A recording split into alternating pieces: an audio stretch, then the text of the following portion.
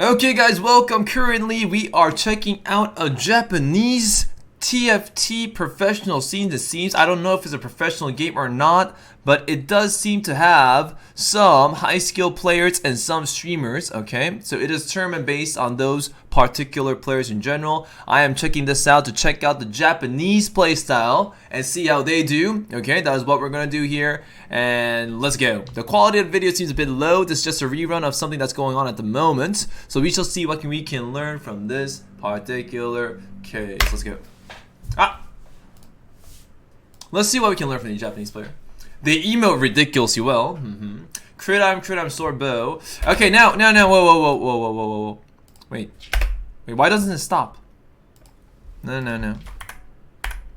Now, we are going to freeze this. And we're going to check the items that you go for first, alright? One person goes for the build. Build means either it's a Poppy with the build. It's also really strong as a Vanguard unit. It can be brown buffs and red buffs, so it makes sense. One person's going for the rod. No, actually two people went for the rod, so they might have a preference towards Sork builds or maybe Mystic Vanguard builds in general.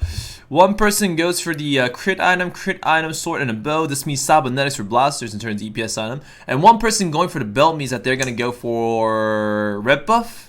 In general, red buff in general. So it seems the only items that are not taken is the cloak and the tier. So tier usually means going for the utility item first. Like it could be like a Zig start, it could be like a Cassiopeia start. That's how it goes. So I guess they don't really care about that start, but they go for the main meta builds, just like in NA. They want to go for blasters, they want to go for Sorks, or they want to go for cybernetics. Right? That's what they want to go for. So we can check that the meta is similar in the Japanese playstyle just by checking their first itemization picks at the money, alright? That's analysis number one.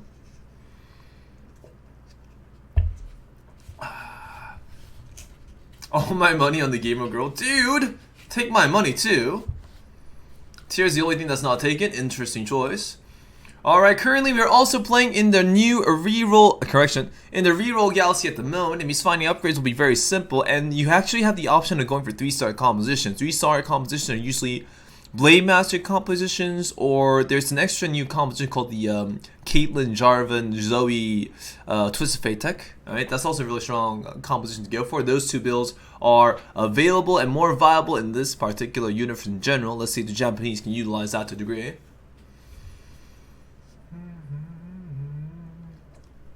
What's up, Armies? Nice to see you. Hope you're fine day.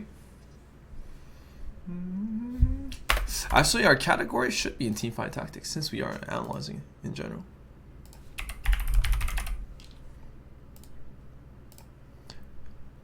You're just well. Thank you very much, one. Alright. Let's see what we can learn from these guys. Alright. I could put some Japanese sounds on if you guys are okay with that. Alright. This seems fair. Alright, so currently this one has the potential to go for 3 cybernetics. It means that he might consider going for blasters. The quality of the video is very low, so it's kind of sad. That guy's more tempted to buy cybernetics first. I'm pretty sure he's going to try to buy that Leona at the front. They're scouting, ordinarily good. I would rather he sell the Illoid and buy the Leona instead to just guarantee that cybernetic, just in case he doesn't get any treasure orbs or gold in general, because he might not be able to buy it. And that could be detrimental towards him. So I am quite surprised about that. He might have a preference towards blaster comps. That might be it. Leona was a better choice. He has a preference towards Battlecast compositions. So currently, he was guaranteed a cybernetic like us thought, but he gave up on that on purpose because he wants to go force blasters because he thinks blasters are very strong. So that's some blaster forcing play stuff from this fine June play right here. Like this is understandable. Like, because blasters are just so strong during the early mid game, in a professional tourney scene, you just want to go for that, like a potential gamble in general to get that advantage. I personally don't like it because it's not guaranteed. He could have gotten Leona 2-star, well he has an Illinois 2-star right here. And his starting item was a sword, so going for cybernetics or opening that route was much more better and beneficial in the end. So I do question that decision. It is nice to have a preference build, but if you want to force blaster, you should at least have like a Morellonomicons, a blue buff, or a red buff at least. Battlecast blasters, Battlecast. So I am quite surprised about his decision right there so far. I'm going to be very honest with my opinions, guys. Hope you guys don't take it too offensively. Alright, I'm going to be very honest. What's up, Danny? Nice to see you, nice to see you. Jun getting a Nico there, though. That is a huge advantage. He does have a chance to get the rep buff in general. He can also make a Guardian Angel and go for a Sork route too, but I highly doubt he's going to go for that. I'm pretty sure he doesn't care about that route in general. Looking at Jun's playstyle, since he's forcing that in particular, maybe he'll just sell the Leona and go for Nocturne. That's how it goes. He's being consistent with his playstyle. Like, I don't like the play, but if you're going to go for that play, you have to play that properly, right? So he's not making any mistakes in going for his particular playstyle. He's just making sure he repositions around his opponents and just commits to his strategy in general. Now, if you're going to commit, you got to commit properly, so it is well done in this case. Currently, he's facing an opponent that doesn't really have much like upgrades, but he does have like decent items like an Ionic in the general. He also has Kog'Maw in the back to support, so the opponent is very, very strong. Early Ionic does a lot of damage, and Kog'Maw does a lot of support DPS in the end. The quality of the video is very low due to, I think these guys are just playing the tourney at their own homes. So they each individually set up a streaming device, but not every computer can set it up properly. I'm pretty sure most of these guys can't set up their computers properly. That's the problem. So we're gonna see a lot of lag from probably the non-professional streamers in the lobby. All right. What's up, try up? Nice to see you. Nice to see you. All right, it's lagging a lot less here, right? Because this one is probably a streamer. He's ridiculously gorgeous. Alright, he's also going for the Battlecast start. It seems Battlecasts are ridiculously popular in Japan at the moment. There are some people just trying to force Battlecast blasters, especially. Understandable because how strong they are during their limit game. Judging, oh my god, this guy has 8 Eloys. How do you have 8 Eloys already? My lord. Wow. This guy has a nice start with an Eloy 3-star. That is amazing. Dude, how can his skin be that smooth, right? Look at that smile. It's so gorgeous.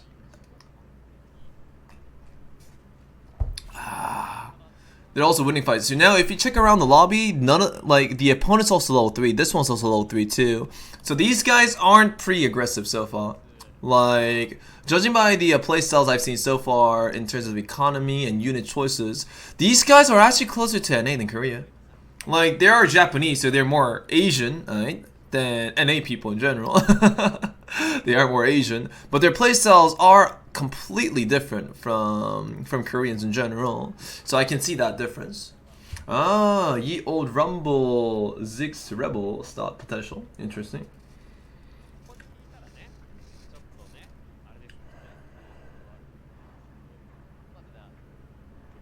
Now the awkward thing about his build so far is that currently he doesn't have any support damage items like a Morello Nomicons, a blue buff, or a red buff in general. So Battlecast won't really be that strong, but he does have a chance to get maybe IE, Last Whispers, Hand of Justice, which are usually nice blaster items.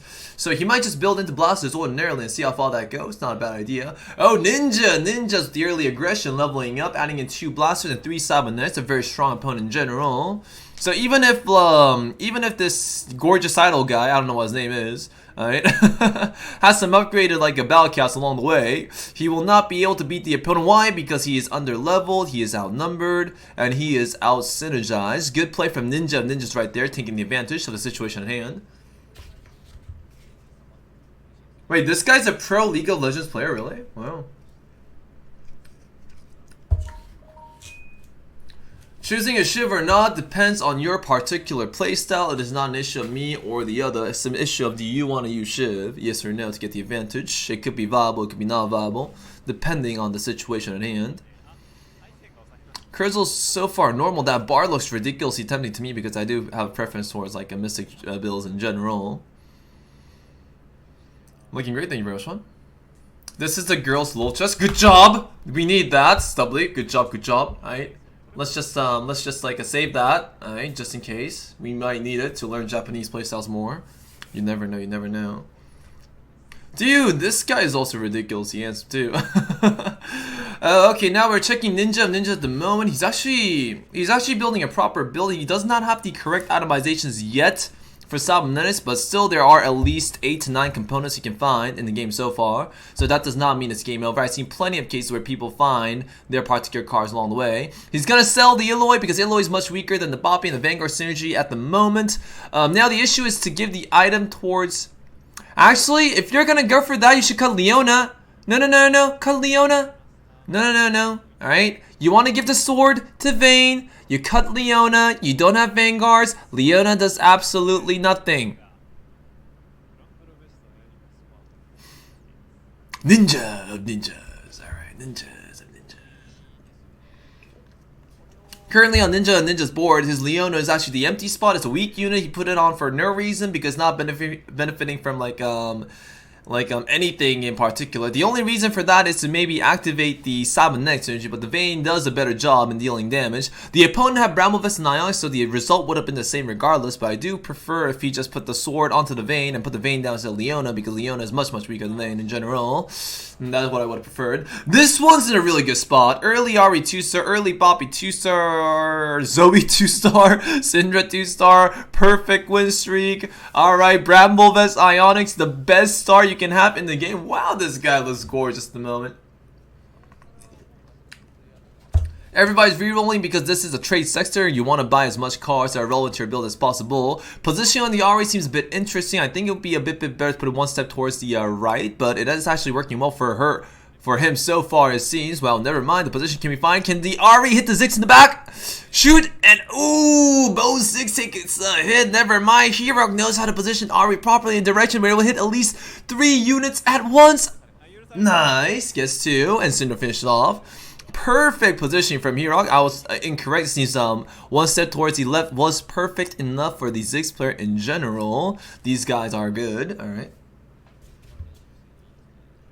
He's just gonna go for a sword build ordinarily. He doesn't need to like a transition nor change anything in particular. He has a perfect win streak going on, so he can just sell and eco up and maybe level up all the way to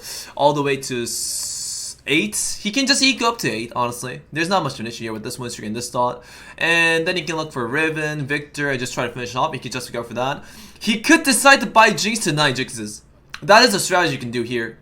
If you are ridiculously ahead in this situation and you know that other people will force blasters, you can just sell, you can just keep holding onto the Jinx, eco up since you're strong anyways, and use that to get an advantage. Is that what Hero's gonna do? The deny strat?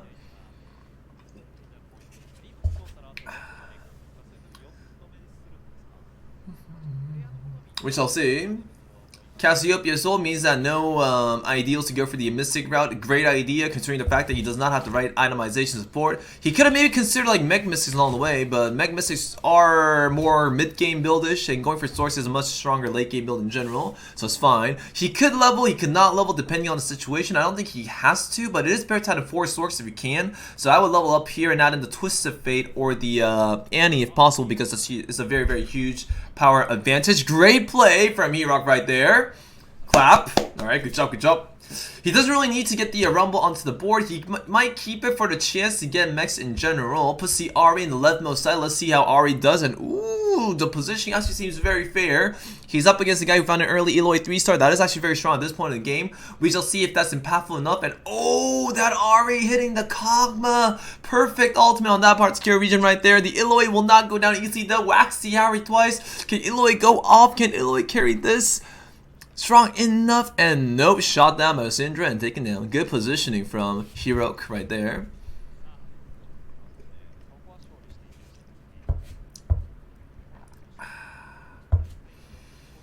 Alright, let us see. Currently we're watching at the cute penguin's board, the cute chubby penguin. He is going for Protector. He's found an early Wormoth, maybe Bell starts.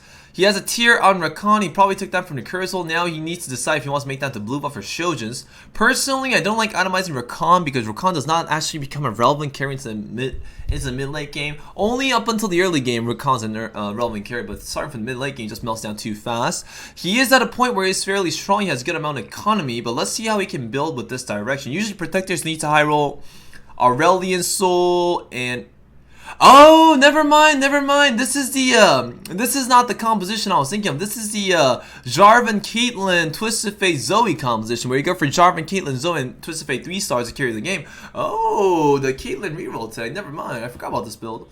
I haven't gone for this build much like since the new patch, but it is performing very well. First place worthy like a material. It's very strong. It was popular. It got really popular in Korea like a few weeks ago, and then it started showing up a lot more recently.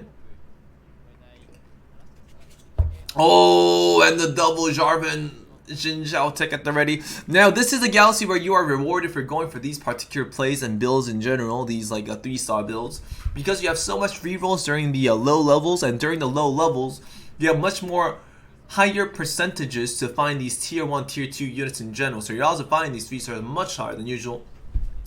I'm actually very surprised and interested to see how Kimmy will play this out, because this build is relatively new to me. I personally think this build is like new, because I'm not used to it that much.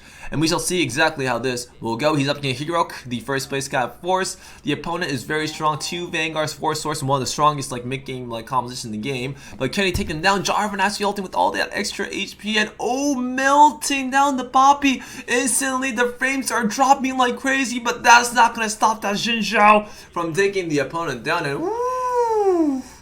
The reason why Kimmy was able to win that was because of Last Whispers. Vanguard series does not have any meaning whatsoever in front of Last Whisper in general. And once Jarvan pops off, all that extra attack speed can just insta-boost the DPS from your backline in general. And that just destroyed the Poppy before it could get too much value. The Jarvan also had a War Mod, so it took Ahri forever to kill that. Early War Mods is invincible against Sork builds in general, because Sorks have a fixed amount of damage.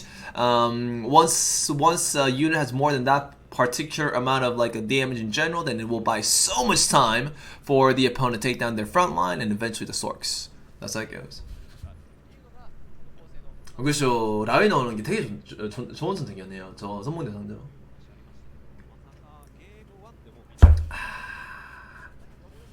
This player you're watching is in chat, really? Thumbs up, Kimmy, thumbs up! Alright, what's up, Kimmy? Good job there, good job! I love that comment. Woo! Alright, now, this is a player we need to watch very, very closely in order to learn Japanese playstyles in general. Alright. Going for 3-star, 4-star Guardians early on, it seems. Interesting. So currently she wants to go for a Star Guardian tech in general. 4-star Guardians at the moment doesn't really have that much meaning. Surprised she took a Nico on early without protectors. The build seems a bit here and there, a bit like confusing. What's up, Shikami Madoka? I see it.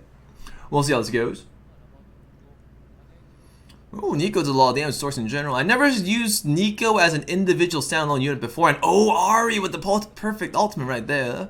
But the opponent is far too strong. Level 7, very aggressive playstyle from a June in general. Nice. Going for a Battlecast build. I like it. I don't know about this this girl's build at the moment though. I think she wants to go for 6-star Guardians. And she happened to get a Nico first and put it in. But Nico doesn't really synergize that well with Morale and Nomicons. The automation is a bit weird. So don't think she's going to do that well in this game. We'll have to see though. June playing very aggressively with a 7 win streak. He went for the Battlecast build. I think that's the build he committed from the beginning. I think he forced it from the beginning. To try and find like what would happen. We'll see. And it's actually really working out well for him. I actually thought about this a lot. You know, just forcing blasters, forcing Battlecast blasters at turn scene, because of how strong these blasters can be once you like especially during the mid game. Once you get that composition online, you're gonna break everybody's streaks, deal so much damage, and save so much HP, get so much economy, because all these like Battlecast units are very cheap and do so much damage in general. So that is a very good like a build choice from Jun right there. I think he forced it. Like, he didn't have the science to go for it. He could have just gone for some random cybernetic build in general, but he actually forced it and is matching a really good win streak. That's gonna guarantee him at least top 4. No, at least at this point, at least top 6 in the game so far. So that was actually a really good idea choice. It's a very good like a tech choice that paid off well. So that is a very nice like thing to say, for sure. I just share my Twitter every single Japanese player. What? What? Alright. I like this guy's play. This guy's play was very rewarding. It's very logical. There's nothing illogical about forcing this particular build in this meta, because currently Battlecasts in general are a bit over like a balance. They are a bit like overbalanced in general. Compared to the other combos, they're far too strong. Once you get those like atomization units online, they're almost near impossible to beat. So this was great. This was a very nice strategy from him in general. Oh, and finding that Kog'Maw 2-star. Now Battlecasts fall off if you can't find stuff like Gnar and Vi though. Alright, the point when Battlecasts fall off is when you're playing the game. You got these Battlecasts, you got Kog'Maw 2-star like Cassiopeia 2-star, but no Gnar, no Jinx, eventually you're gonna get out CC'd. The opponents will out CC your opponents in general, and you're gonna fall behind really, really hard. But right now, it's still stage 4-1. We're not in that point of the game where the opponents will get those units online yet. So we shall see how this goes. It's going to be Kimmy versus Arjun. Caitlyn 3-star versus Battlecat. Let's see which one wins this fight at the moment. Right now, that Caitlyn's composition is actually really one of the strongest late game comps at the moment. And that's a very good win rate. But oh, so close. Look at that fight. Because the insane healing Caitlyn gets per every ultimate, it has so much damage potential with the Jarvan. I know, right? Kimmy! Oh my god! Actually almost managing to beat one of the strongest mid-game composition in the game at level 6. Good job, good job. I'm pretty sure the frames are low because everybody turned on their own individual streams. Because I feel this is an online tournament. Online tournaments have a lot of frame drops. It's unfortunate, but it's something that happens.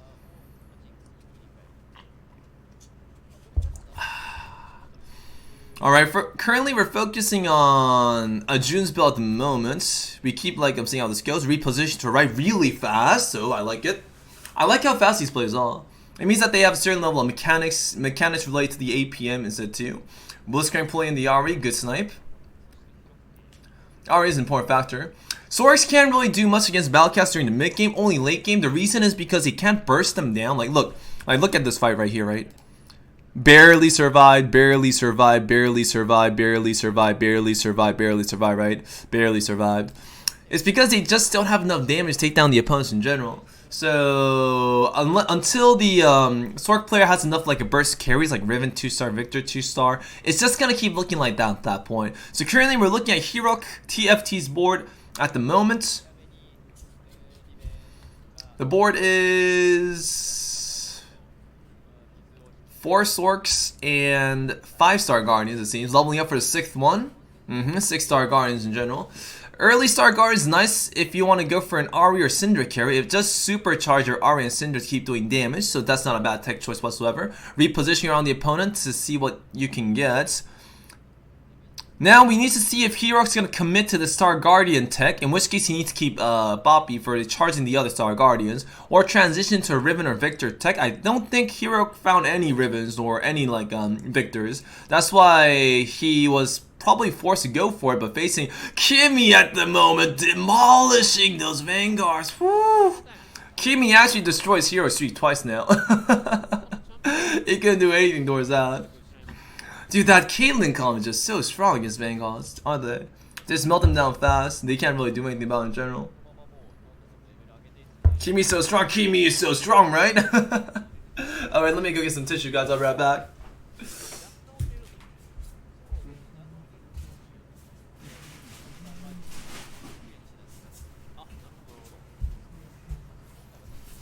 Alright, what are we looking at? So, as I said, the major decision making to make here is what will Hirok transition into? The Syndra and the Ari won't carry anymore. She needs to find stuff like Janna, Xerath, Victor, Riven to have a chance against the others in the mid-late game.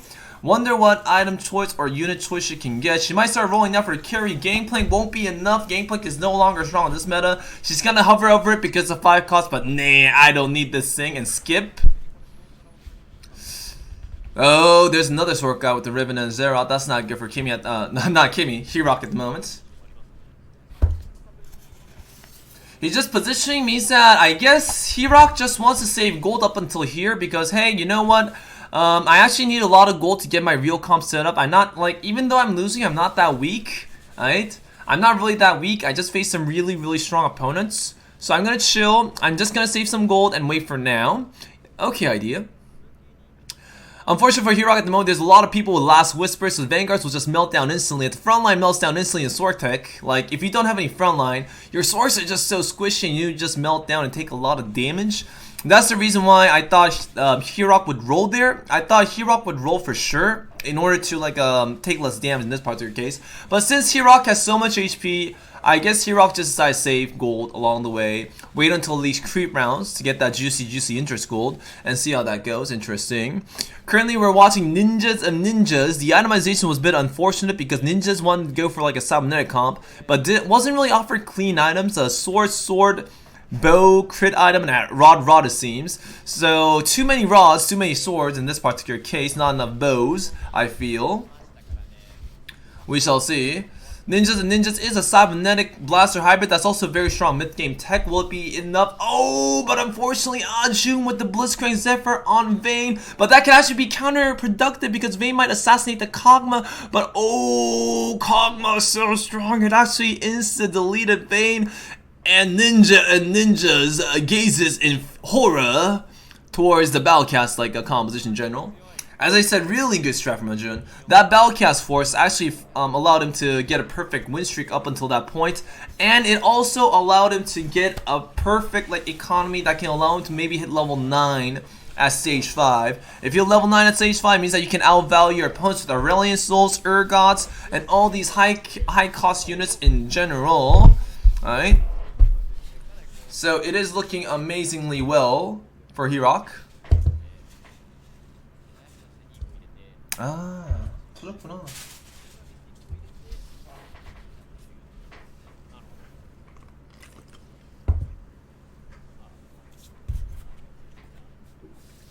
아무렇지? My coffee cup broke, so I've been spilling a lot of coffee. I thought it was water, but it was coffee, huh? Didn't notice that. Oh, thankfully these are new clothes. Thank God. Ooh, thank God, thank God. Alright, it's not on me. Let's throw this away.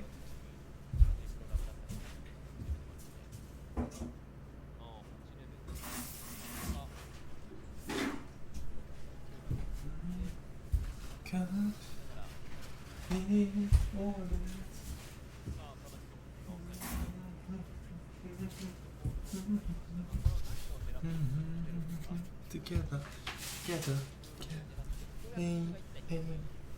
Nice. No coffee stains. Alright, so currently we're looking at Hirok's board. The Hirok all in after stage 5-1. Yes, she did. She rolled all her gold, has a Zeroth on the bench, 2 victors on the bench.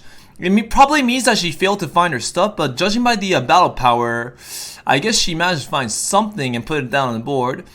Or maybe she just fought a ridiculously weak opponent. I'm not sure. Why do I keep calling Hirok she though? I don't know Hirok's gender. So what does Hirok have? Hirok has 6-star guard. Oh, nothing changed. I guess another Thief's Gauntlet. No, another Zephyrs. So he just faced a weak opponent. A lost streaker probably, who couldn't find much.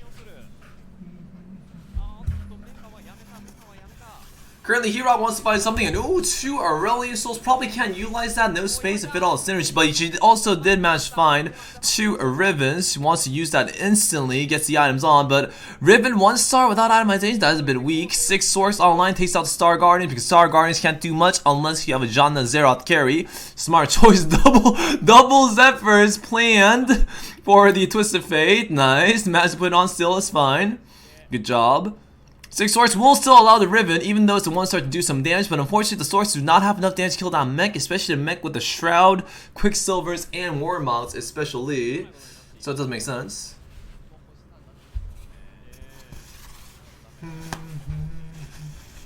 Hirok is Japanese #1 player. Really? Hirok? Ooh, good job, good job. Let's see how the transition will perform. Let's go. Oh, we're looking at Vitamin. Alright, Vitamin's going for the traditional mech blaster composition. Yeah! And as I always say to whoever that asks me what the mech blaster comp is, I say it's one of the worst comps and never go for it if possible. Hee hee. That's what I always say. Hee hee. Good luck, Vitamin!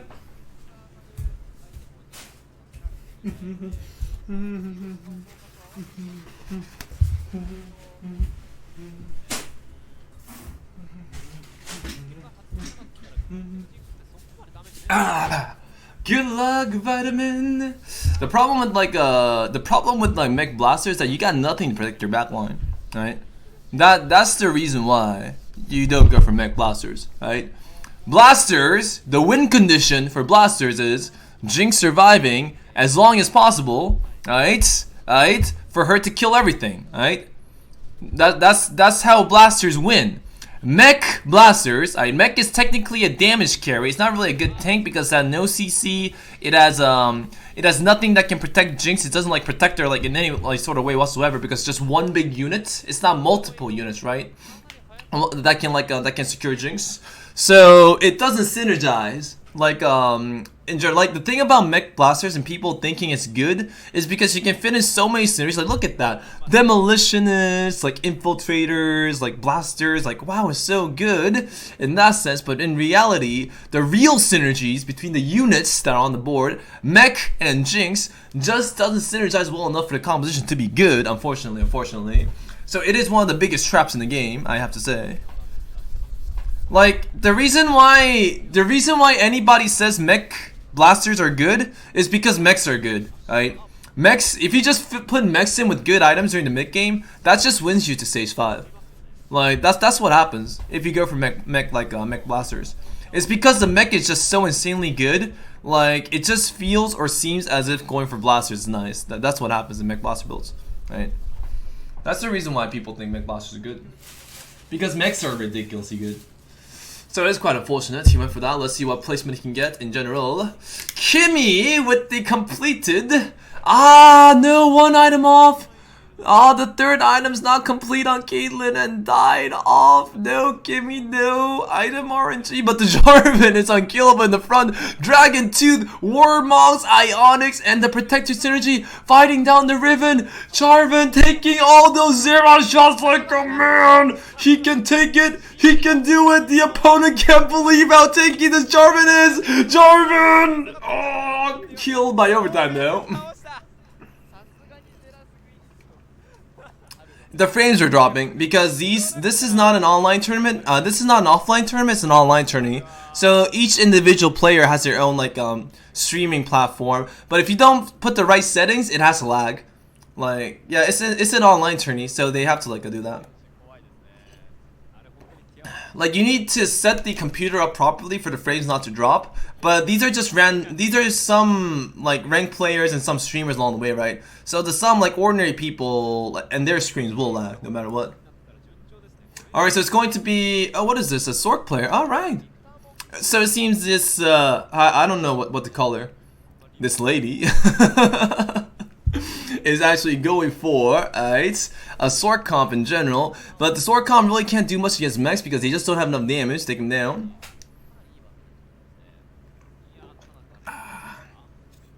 These are Japanese players. I didn't meet them in the name. Oh, but this lady is actually destroying everybody with Riven, killing Vitamin. My lord, never looked down on 6 Sorks with Gnar in the front.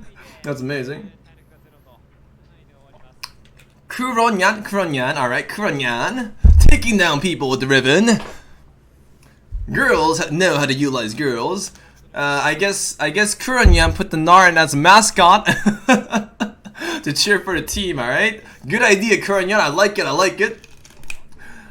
You don't really need a Gnar there. It's just gonna die to everything in the game. It's just gonna like do nothing and just die off. But it's cute. That's probably why she put it in. I like it. It gives the team morale.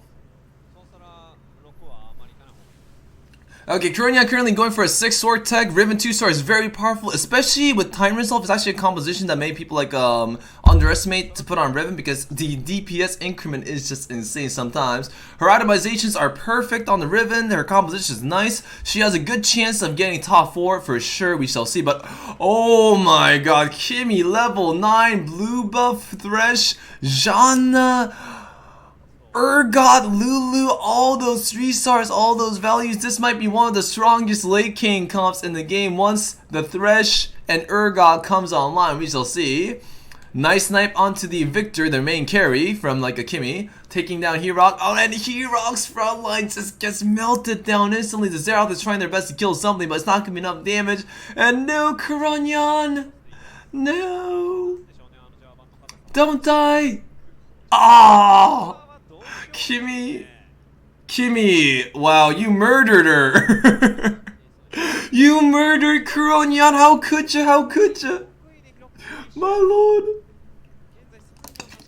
That Jarvan's great though. That Jarvan will never die of Sorks. Dragon Tooth, Warmog, like 6 protectors, Ionics on Jarvan will never die to like a Sorks unless he goes for overtime. Oh, and Protector Aurelius Soul at the ready. Woo, Kimi actually going for one of the strongest. This is one of the strongest for sure. One of the strongest late game combos in the game because it's just so hard to get.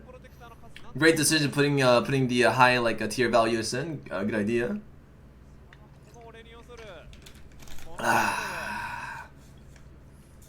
Seems well, I'm drunk. What you guys talking about? Why am I drunk?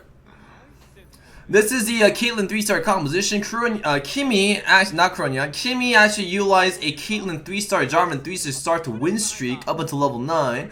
Judging by her like economy state, ouch. Judging by her economic state, Kimi actually like managed like hit the units a bit early, which is very nice, and utilized that to the advantage to take down the opponent. Isen is a cybernetic comp though. Vayne actually has enough DPS. These cybernetic builds have enough damage to take down protectors because protectors don't really have much armor value. They actually Vayne can just like one shot those protectors down, 3 to like 5 shot those protectors down ridiculously fast. That's why Sen beat that fight. Protectors get countered by Sabnets to a degree because of their lack of like armor in general. Especially since Kimi went for Dragon's Claw and not Bramble Vest, the Vayne will just melt that Jarvan down pretty fast. The good thing about Vayne right now is that, ooh, perfect Zephyr counter from Sen right there, taking down Ajun's items. Ajun has a very high HP and a lot of value units in the end. We'll see exactly how this goes. Ooh, Echo popping out, Cybernetics doing well. Usually Cybernetics are the counter to like a blaster in general, but this is a supreme play from Isen right there, counterplaying the enemy's Blitzkrieg Xerath and also floating the enemy's Echo 2-star as well. Perfect plays right there. You see Ninja just goes down, so there's only 3 people left. Kimi, the Caitlyn 3-star protector comp player, Isen, the cybernetic player, and Ajun, the blaster player. I'm pretty sure Ajun's the weakest in this lobby. Even though he had the economic advantage, his composition is in the end a mid-game composition. It is not a late-game composition compared to the other two. So this is a situation where the guy with the most HP is actually the weakest. And usually what happens is that he just survives long enough for the other player to die. Or if he does not survive that long enough, he will just lose and get 3rd place, but that is highly unlikely. He needs to get really bad matchup RNG in that case, so we shall see exactly how the results happen. 안녕하세요, 반갑습니다. What's up, Comrester? The girl lost! Kimmy killed her! Kimmy's in the chat, by the way. He killed her! Perfect, like a Zephyr location onto Aurelius Soul right there. Irelia pops out. The protectors are very squishy in general. Look at the Vayne taking down the Jarvan instantly, right? The Jarvan with fully items, if the Jarvan goes down, everything else is just like 1 or 2 shots in the end. So everything else is going down slowly and slowly. But Aurelia and 2-star actually managed buying some time though to a degree. But Irelia has a lot of DPS potential, and so does the other cybernetics, especially Fiora 3-stars in general. So Kimi actually takes a hit there, and Ajun actually managed to beat Kimi as well too, it seems. So I was wrong. Ajun is stronger than Kimi. I guess Ajun did have the economic advantage, that's what happened. Ajun also did have the Echo 2-star, so he wasn't really that weak. Oh, he also has Aurelian 2-star as well, so he does have enough damage to take down the opponents. Now, the thing that's unfortunate for Kimi is probably itemizations. The items aren't really that perfect, and the opponents are actually really positioning perfectly. Like, there's no issue with their positioning whatsoever. He's sniping the Echo. I don't think Echo's gonna stay there, though. But does it? Oh, he actually managed to snipe Urgot. Urgot's actually very big in that sense.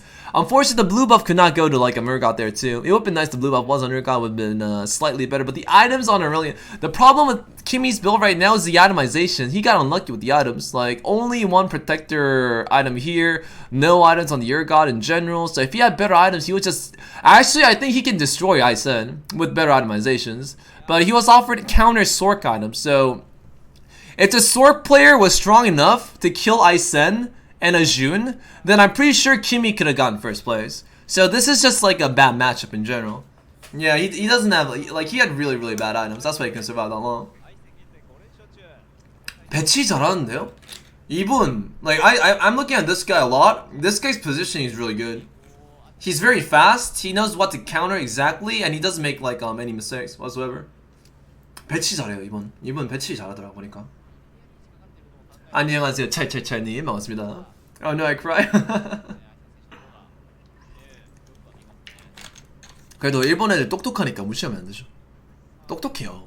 일본 애들, 일본 사람 되게 똑똑해요. 친절하고. So you gotta buy the Jinx to stop Jun getting Jinx 3-star. Okay. What's up, best Kieran? I see it, I see it. Alright, now it's going to be Jun versus Isen, the Blaster. The Blaster versus the Sabonet matchup. Both have Echo 2-star. Echo 2-star is usually really good against Jinxes in general.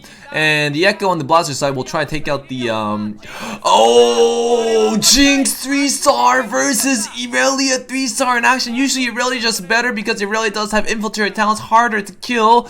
Will he snipe it? And oh, perfect snipe from Isen onto the main carry. But that could actually be detrimental because to a degree that does save Jinx. But oh, Jinx just can't do anything. The Irelia will pop everything down. Echo trying to kill Irelia. Is that enough?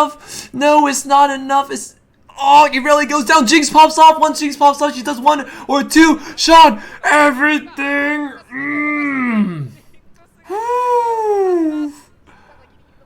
Epic battle right there. Level 9, a bunch of 5-cost 2-stars, and both each have a 4-cost 3-star at the ready. We don't know exactly what direction this will go into. Now, I'm not entirely sure if you want to Zephyr the Jinx because that does kind of protect Jinx too. It doesn't become a target whatsoever to let's say sends Echo or like sends like a units in general. So it actually might be a good idea to ignore the Jinx and maybe like float a frontliner instead so you can kill Jinx faster. That's what I feel. I think the targeting's wrong. Like, he's really good at sniping the opponent, but oh, that's gonna change everything. Perfect play from Jun right there, floating the Irelia. If the Irelia can't do anything, the Jinx will just melt everything down. GG. Good plays from both sides. Nice. Unfortunate that the Jinx 3-star has the Guardian Angels. In the other case, the snipe will be much more easy in general. Good play, good play. I thought the Irelia 3-star got a window. That was actually really good from the Jun right there. GG. Well, right? For those who know, this guy looks just like my high school teacher. I had a teacher in high school, a Japanese teacher called Okamoto Sensei, right? He was my Japanese teacher, right? So he looks just like him. I like it. I like this guy. Let's see. Alright, so that was game 1. Jun went for the strategy, the first place guy. He went for a strategy of forcing Battlecast blasters early on. And then he just managed to use Rebel Jinx in the end to finish off. That was actually a really good strat because Battlecasts are just so strong. They will get you a very nice win streak during the mid game and allow you to hit level 9 very safely in general. 그렇죠. 일본 수비인데 되게 잘하네요. 배치를 그 두 선수 배치를 되게 잘했었어요. 마지막 싸움은 배치를 굉장히 잘하더라고요. 그만큼 게임에 대한 이해도가 높은 거죠. Maybe thanks. I'm glad to hear your commentary. Nice, nice. All right, cool. What's the next game? All right, game 2. Let's go. So I guess these are the guys in tourney. 16 people, huh? Ooh, Kuroyan. Kuroyan. We need to learn a lot from Kuroyan at the moment, guys. Right? 아, 그렇죠. 수준 차이는 안 나죠. 어쩌체스 게임은 수준 차이 나기가 되게 힘들어요. 설사 같은 서버여도 같은 사람끼리 수준 차이 나기가 되게 어렵죠. 파이팅, Kuroyan! 파이팅, 파이팅! Alright.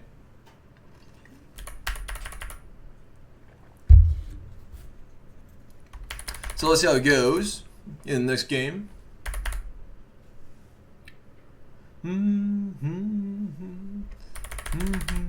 Alright, I skip. Where's the next game?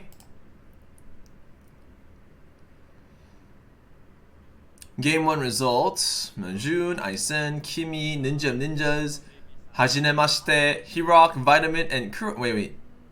No. Hajinemashite. Alright. 2 Hajinemashite. Alright. Kuronuma. Alright. Kuronuma. Okay. Kuro.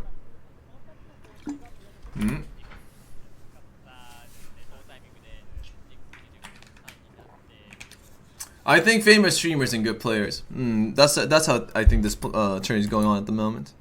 Oh, and a doggy. Very cute.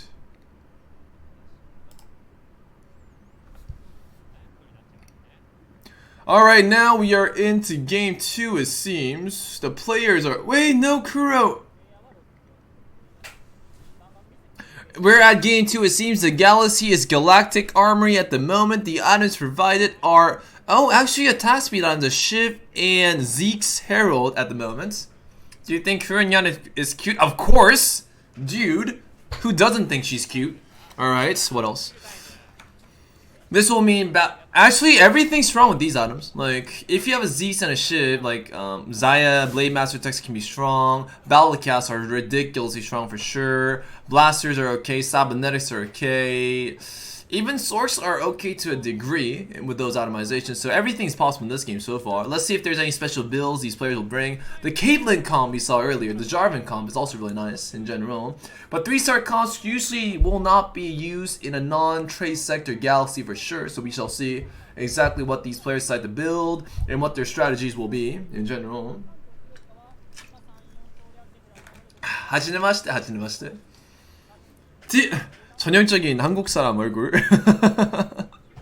살짝 한국적인 느낌 나긴 하네. The guy looks Korean. He does look a bit Korean, I just say. Alright, what is that? Oh, a blue buff starting at 6 as well. Kog'Maw! That's too good, he can't pass that up. He's gonna pick the Kog'Maw, go for Battlecast, excel the Ziggs, put the blue buff on Kog'Maw, put the Shiv on Kog'Maw, put the probably...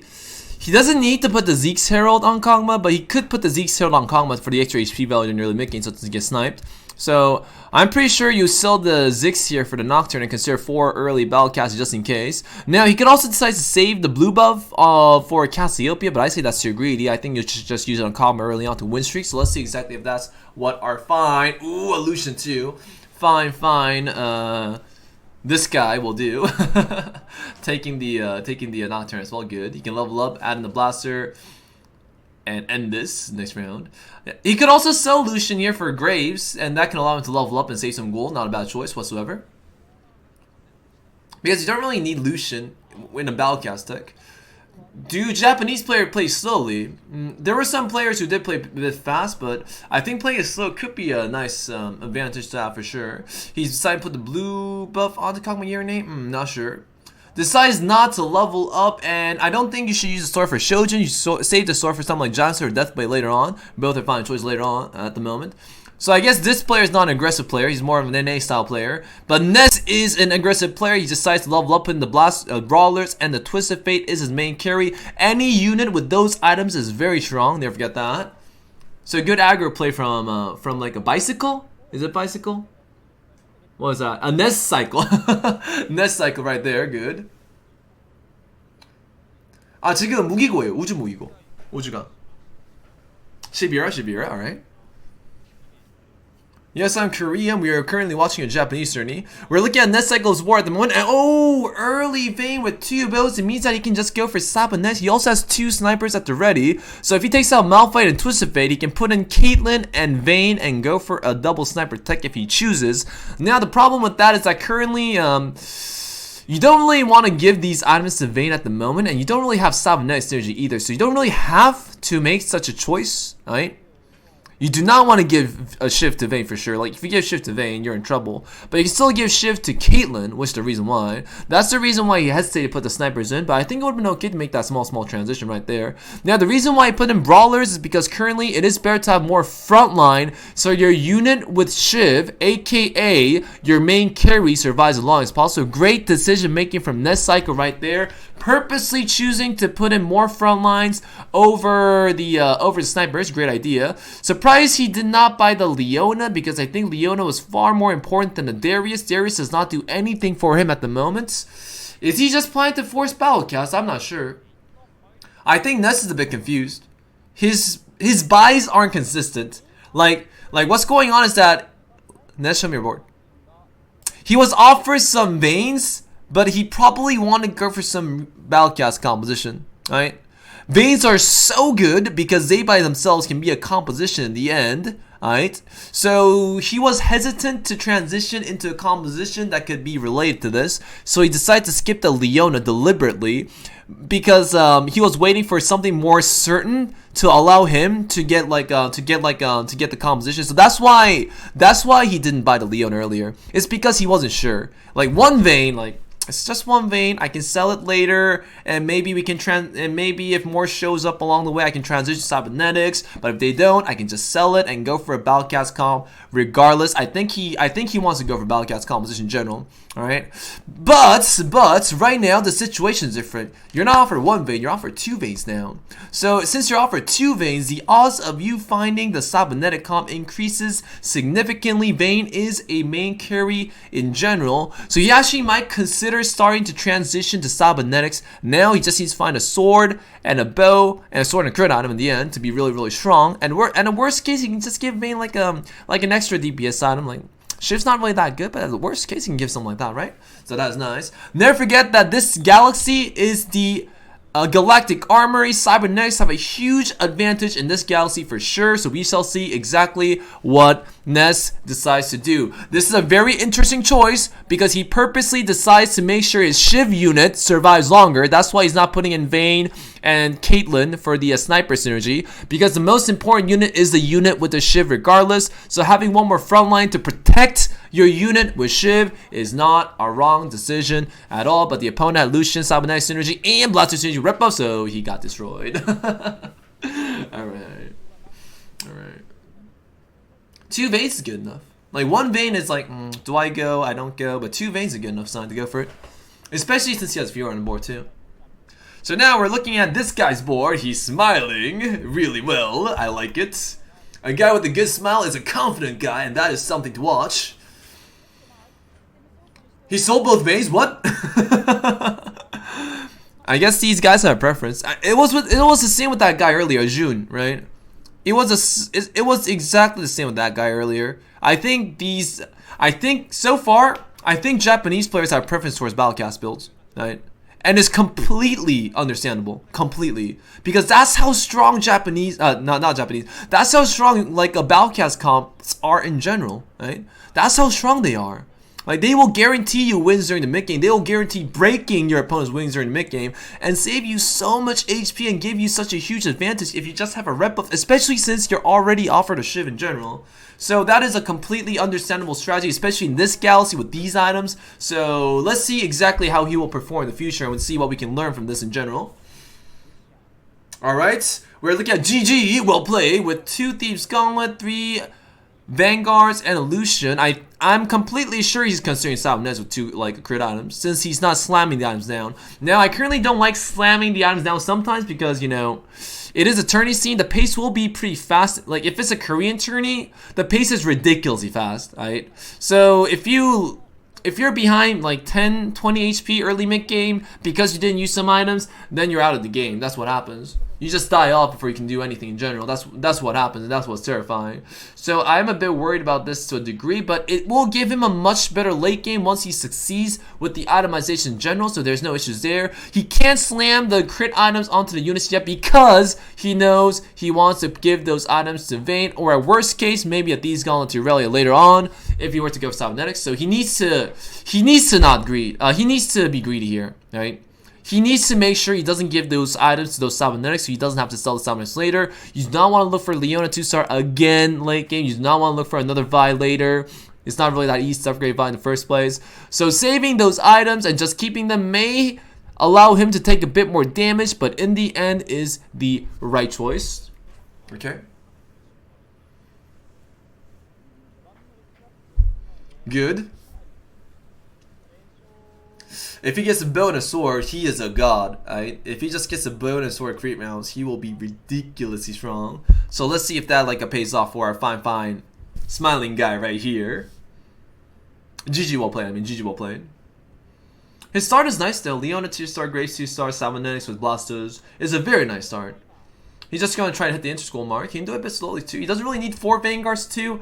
Like, in a galaxy with Shiv, you don't want to force 4 Vanguards because of the magic damage that's on the board at the moment. So it's probably just better to sell Madakaza instead of considering that route. You don't really need a Madakaza in these comps anyways.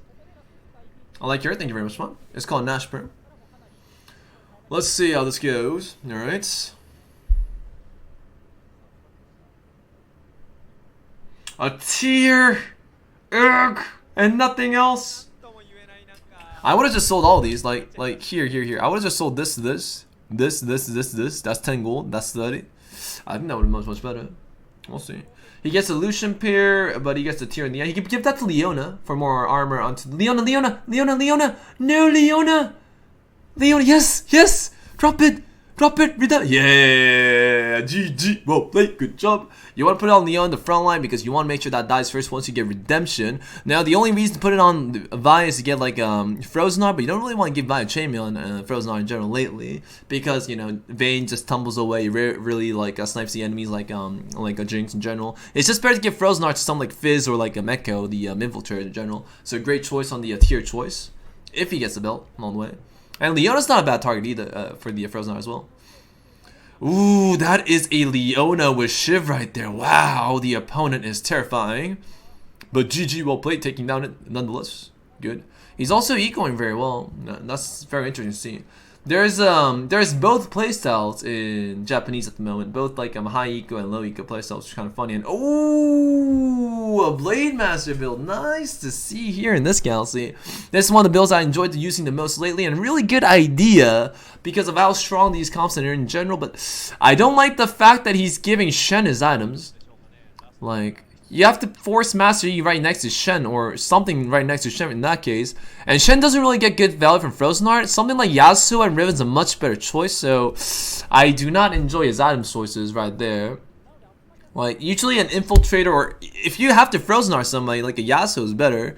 And with a Shiv start, it's honestly better to have a Xayah because Xayah is actually really strong with the Shiv. With the Blade Master synergy, since it's free in general. So he's going for a very nice build, but I do question his item choices. Like even with the same items, I felt like he could have done a lot more.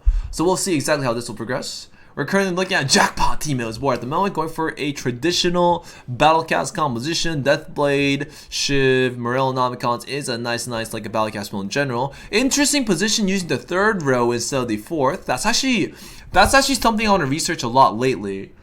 This is something I'm really interested in. Utilizing the third row on your like a backline carries in the fourth.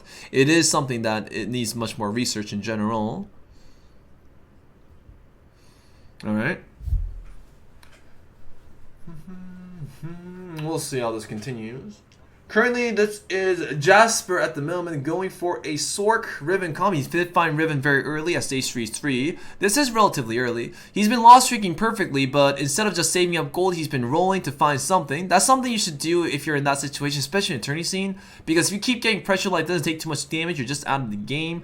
It's something that also happens commonly with Sork comps in general. He's just gonna have to hope for a good item or a unit, and the Curse will take advantage of if he can. There is a Cassiopeia with a tier, but not sure.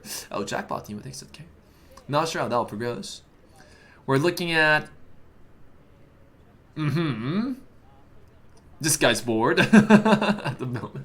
I'm sorry guys, I can't read Japanese. He is going for a Battlecast comp too. He's the one that sold the Veins and forced Battlecast. This is a bit of a force.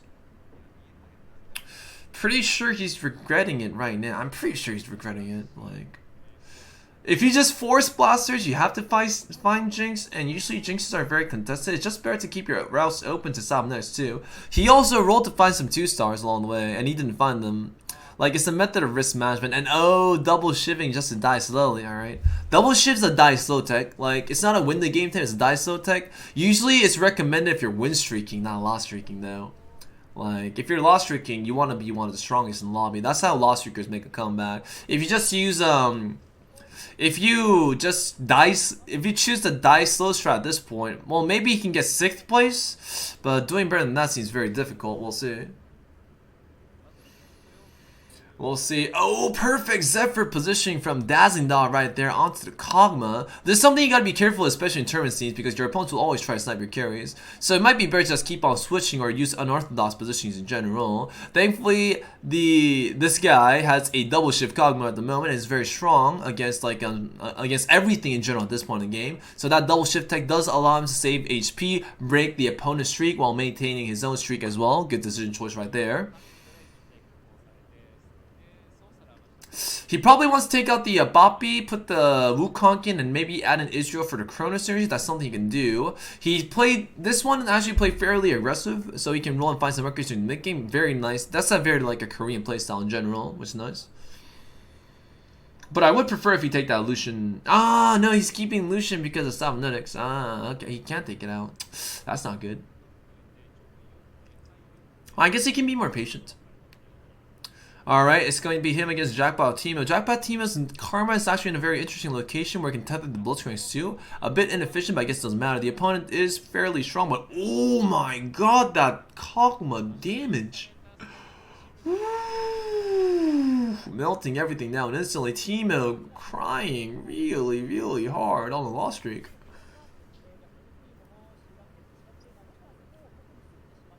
Alright. He did manage to find a Jinx, but finding 2 more Jinxes is actually a very important factor. I'm not sure if he can, and I'm not sure if he wants to. Like, he has double shift and 1 Giant Slayer. Do you really want to go for a Jinx with those automations? I'm not sure. We'll have to see. We'll have to see. This is a very interesting board state right now, and a very interesting decision. Like you have double shift. Do you want to go for Jinx? Use that gold on Jinxes, and try to find 2 more? Is the investment worth it, or do you want to go for a different strat overall in general? That's something he needs to think about. And oh, he decides no. I like that decision right there. Jinx is unrealistic. Finding 2 more Jinx is very hard to do. It's gonna eat our economy, and it doesn't really synergize well with the items at hand. It might be better to just go for like a 4 battle cast build in general and just try to use Kog'Maw as much as possible to win until the mid game, and that does allow you to get top 4 in the end. So I really like that, like a choice made by there. And it seems this player currently also went for the Battlecast strat. I'm pretty sure he found the shivs and the rep a bit early. So this is very popular in Japan, it seems. This build, this like a Battlecast like a build in tourney scenes. Interesting to know. So this will be the Battlecast build versus the Battlecast build in general, but one's level 6, one's level 8. So this is a high roller versus low roll scenario. Quite unfortunate for low roller. It means that the low roller rolled for these upgrades, while this one just found them naturally. That's the difference. It is a big difference too.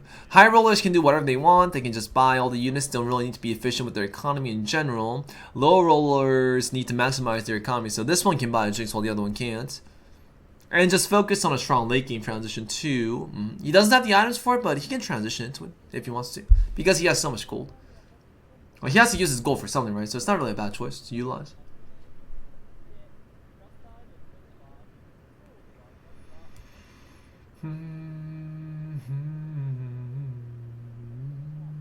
Alright, now it's going to be Jackpot Timo, another Battlecast build but fail. So this is very popular in the tournament scene. I wonder if you'll see it in the Korean tourney scene too. Just because of how strong Battlecasts are. Look at that, right? Everything just melts instantly. Look at that. Battlecast is just far too strong at the moment. I'll completely understand. I know a few Korean players that just force Battlecast every game just because of how good they are.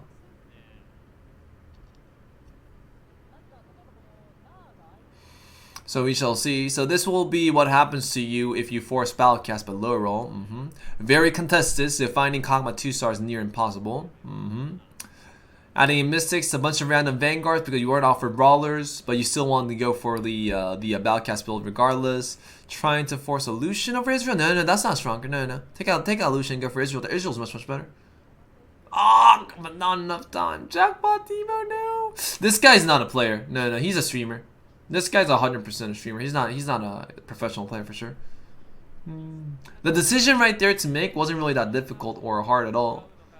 And the build is a bit like it's obviously forced, like a bit memorized build in general. So this one is not a professional player. I can say that. Too many mistakes. There's way too many mistakes here. We'll see how it goes regardless though. He'll probably pick a tier for Cassiopeia, but that's not going to help him too much. It's not going to make him much stronger at stage 4 or 5. He completed blue buff at stage 4 or 5. That's far too late. Cassiopeia only gets you stage 4. Alright? Maybe Victor can get you a bit in stage 5. He needs a Aurelion Soul now. Like, the only way he wins is if he rolled and level 7-3 Aurelion Souls, then he has a chance to win. But no. The Last Whisper is also on that unit. Now, in a galaxy where you're offered damage items, you don't really want more damage items. You usually want tank items too, so you gotta unlock with the itemizations too. That's quite unfortunate. He's splat 4, it makes sense. Yeah. Selling Israel over Lucian without Timo. You tried your best, team out. Good game, good game. Good game, good game. What component should you start for Battlecast? Always rep buff. That's the only item you can control. And if you just happen to get a Shiv out of nowhere, maybe you can use a Shiv if you find Kog'Maw early. I wouldn't recommend making a Shiv after stage like a 2, like 3-ish though. 3-ish. Or, unless you have like double Shiv. Just Staffel. Shiv is here because the Galactic Armory. The Galactic Armory gave Shiv. That's why a lot of people are going for that. No, Teemo, no, you... I feel like Teemo would have won that if he just built different units amongst the choices given to him, but oh well, good game. This GG well played going for Cybernetics. Was this a guy that forced blasters, but now he just decided to go for Cybernetics out of nowhere? Yeah, he had the tier on Leona. Yeah. Dude, I told you to go for Cybernetics earlier. You had the right signs, but no, he wanted to go for blasters. No, he said. But he's still doing fine. He has 62 HP, so he's in a really good spot at the moment for sure. Alright, he still has Grace for some reason. 4 blasters don't do anything, he's still that Grace. He's also being a bit inefficient. He's also level 7, he can just be level 8. It doesn't really matter. One interest goal doesn't really matter too much. It's better to have one more unit. Even like a Grace can blind something about you more time in the end. But his build itself is very strong in the end. The build itself is good. He's a cybernetic blaster build, and that build is just really nice during the mid game. But a bit inefficient. He could actually win that fight if you really wanted to. If you win the fight there, you get the same amount of gold anyways. So that is a bit unfortunate for sure. Jasper going for a 6 Torque Tech at the moment.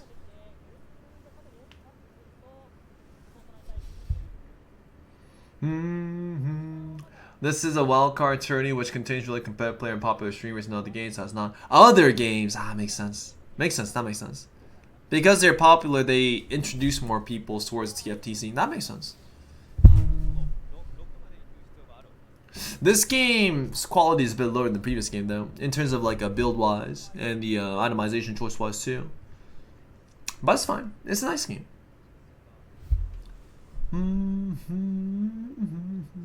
Okay, what is this? Jasper going for a 6 Torque Tech at the moment. He's finding 2 Rivens here, and he's finding the appropriate units. He actually managed to find 3-star Guardians. 3-star Guardians. And he has 6 Sorks at the moment. Okay. He does want to find Riven, just one more. He has to keep rolling, maybe sell Lulu. Sell Gangplank. No, you do not want to go for Gangplank there. Gangplank's no longer a carry. You just want to keep on selling and rolling to see if you can find the Riven. Fast 2, because if you don't roll here, you're going to take damage. Ooh, I don't like that. But at least he has Victor to carry him to a degree. He needs to use Silence fast. The opponent is very strong, level 9, 100 HP. He is going to lose this, but he wants to minimize damage, shouldn't take as much as possible. Oh, Riven getting pulled from the Shojin blue buff Urgot at the moment. It does do a lot of damage. Victor also getting pulled too. Jasper needs to roll fast, otherwise he's gonna die on the next round. He did sell to a degree to maintain his interest goal in the end, but he needs to move faster. If he does move fast enough, he will just lose and get 7th place when his build is maybe at least, like, I think is at least 5th or 4th place worth it, at least.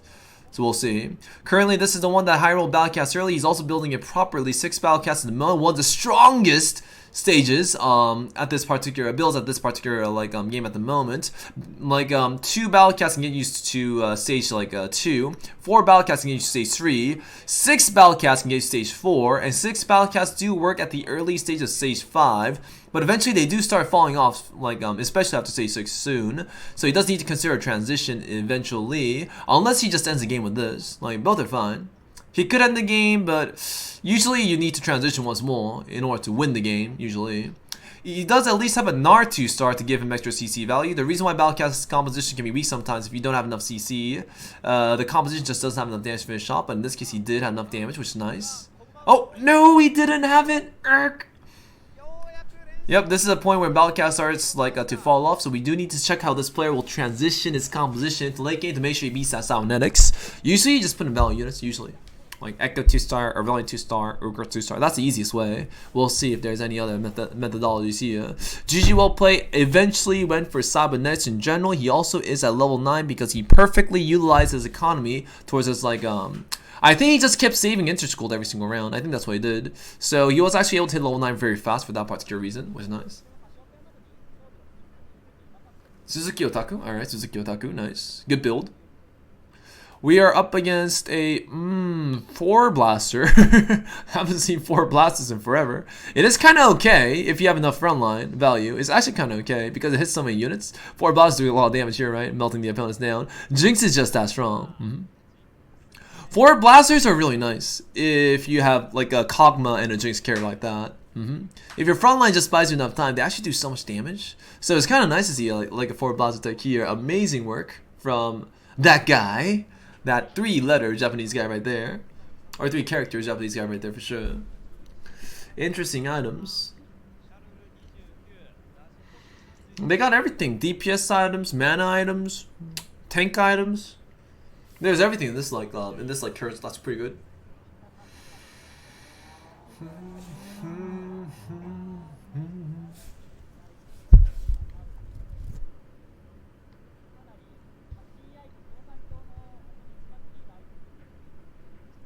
Alright. Aurelion sold too as well too. He has to offer maybe a lucky Aurelion out of nowhere. Probably not. He's gonna buy the Gnar here and roll once. See what he gets. Or maybe he doesn't roll and just chill. He can just chill too. There's no issues with chilling. He wants to position the Kog'Maw in a place where he's safe from blitzcranks, but I don't think there's much blitzcranks in the lobby, so he might just ignore that completely. Not that bad. He's positioned the Vine in an appropriate location so he can go out fast. Nice. Wonder if he's gonna move it. There is one blitzcrank, so he probably might move it towards that direction. No, interesting. Ah, nice snipe on the nest cycle there. So he knew the opponent was in that location, so that he wouldn't get sniped. Interesting. Oh, that damage from Kog'Maw though, actually melting the front line very, very fast. 4 blasters has so much AoE damage potential, so Jinx and the backline just gets melted before they do anything. Man, I haven't seen 4 bots in a long time. This is nostalgia right there. I used to think 4 blasters were normal when I first started this game because the amount of uses in general. Nice. Alright, he's gonna keep on rolling. Maintain his build, the 2 Battlecast, 2 Vanguard. No 2 Vanguards. He uses Wukong to for CC and the Chrono Surgery. Interesting choice. He doesn't have the he doesn't have like a Malphite or anything like that though. Graves is better than Lucian in this tech for those who don't know. You don't ever put in like a Lucian for the end game. Usually it's supposed to remove like a Kog'Maw spot. No, you need Lucian. Usually it's supposed to replace like Kog'Maw spot, but like at best for cybernetic like cybernetic Lucian and the Jinx with the minimizations. But in this case he doesn't have to. Battlecast is much better and much easier to fit into. Ooh, that Fizzle taking down the Jinx temporarily so it doesn't do damage. That S actually really big, and the opponent also has an Echo at the ready. But Redemption popping off. Jinx trying her best, but not enough. Good game. Good build though. Good build. 4 blasters do lack tank line and survivability for Jinx. And that's the reason why the 4 blaster build is not that like preferred. It does a lot of damage, but front line is usually very lacking.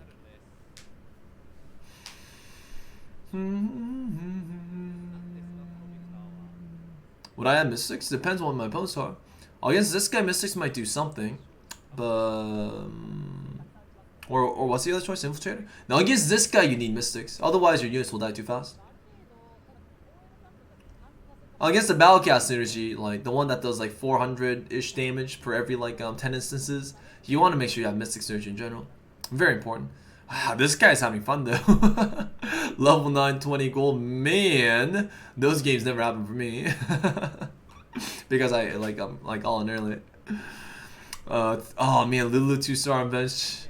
He can go for every tier 5 2-star on bench and just have fun with that. Oof. In this scenario, it's actually just better to buy tier 5s, like anything like Zeroth or like Gangplank, just to raise your odds of finding your Urgot and Aurelion Soul.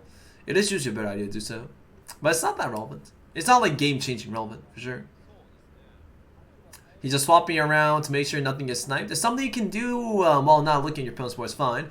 The opponent will be a cybernetic player, Blade Masters, Snipers, no Mana Weavers though, alright? The damage from the Battlecast is insane, but so is the damage from the cybernetics in general. 1-shot, 2-shot, everything down. Can Vayne take this down? 1, 2, and 3, and yes, Vayne does. So right now we're at the point where GG well plays much stronger. That's nice. So I guess Dazzling Doll was like, okay, I guess I got my 3rd place. I'm happy about it at the moment. These guys are pretty strong. They also ecoed very hard and managed to hit their stuff, which is nice. It's just kind of sad he doesn't have the Echo at the moment. Oh, actually, Dazzling Doll is not that weak. He has an Echo 2-star with double Shoshin. That's actually really strong. He just needs to make sure it doesn't get Zephyred or anything. This guy put the Vayne on the bench to make sure it doesn't get sniped. Good choice. That actually confuses people more in general.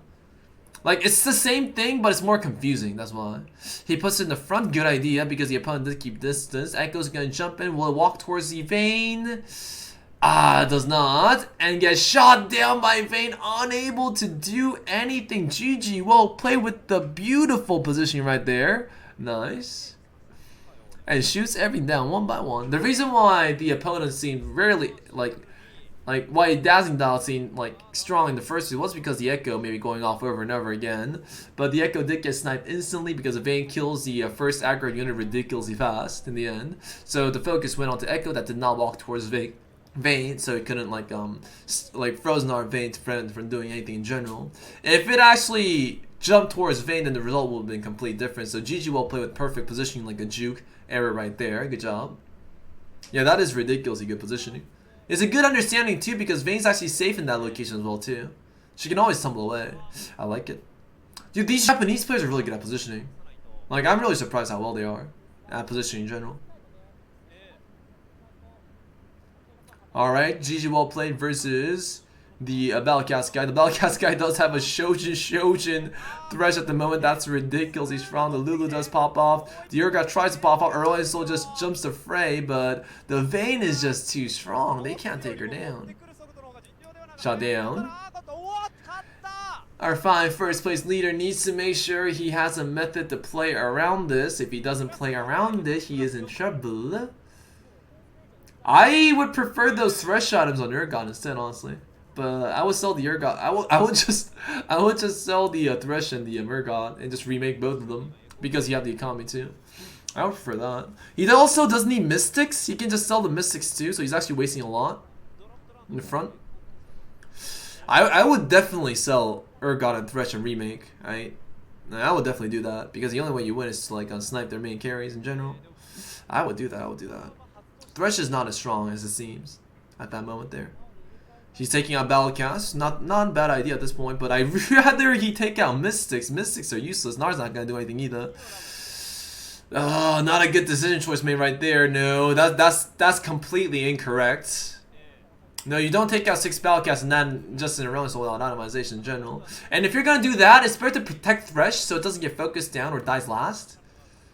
So that Thresh can keep getting value. That's what you want to do. This is not going to work. No. See, he fought much worse than before, right? No, that's not going to work. He needs to reposition his composition completely. You do not backline against snipers, because snipers get bonus damage for being away from your opponents. You don't keep your units away. You have to put them more in the front so they can take less damage in general. He's selling everything for 2 stars, it seems, that he has on his bench. No, that's incorrect too. You don't want to put in Reliance on 1 star. Please remake Thresh and Urgot so you at least have a chance to snipe the Vayne. Nope. Nope. I don't care. I'm just gonna backline everything. I don't care. Aurelia's my tank. I don't care. I don't care. I'm gonna put a Gnar 1 star in. I don't care. I'm just gonna take my Thresh out. I don't care.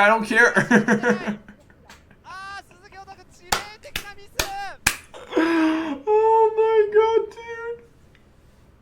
He panicked.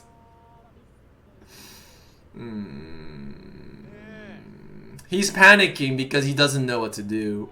He keeps losing, but he just doesn't know what to build into. He just doesn't know what to do, and he's losing.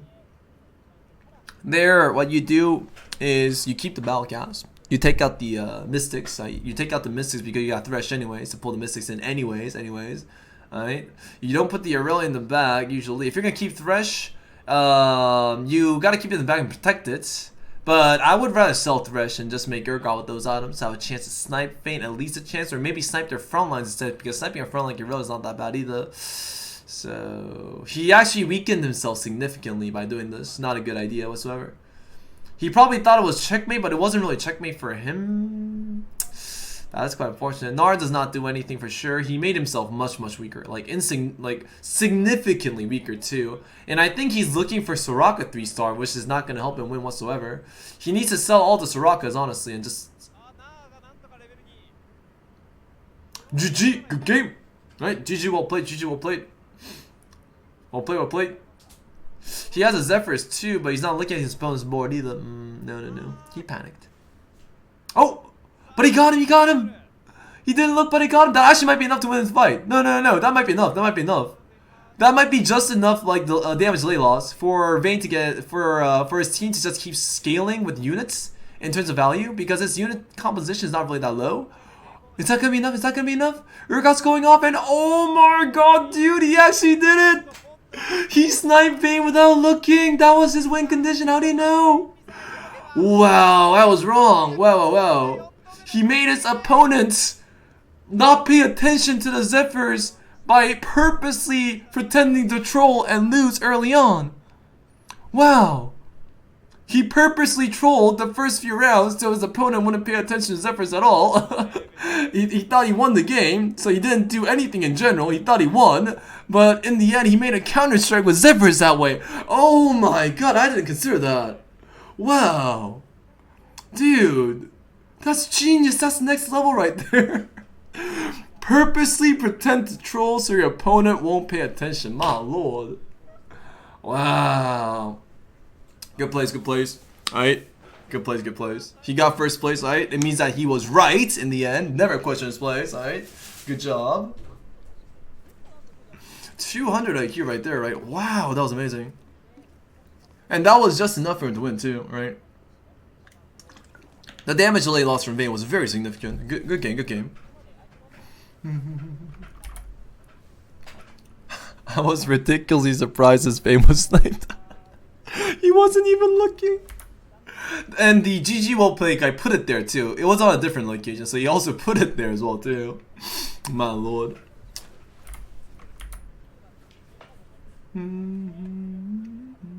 You don't need Mystic synergy against Cybernetics. Cybernetics are 90% physical damage in general. So you can just keep them on the bench, because Thresh can just keep pulling up the 2-star Soraka, True-star Lulus anyways.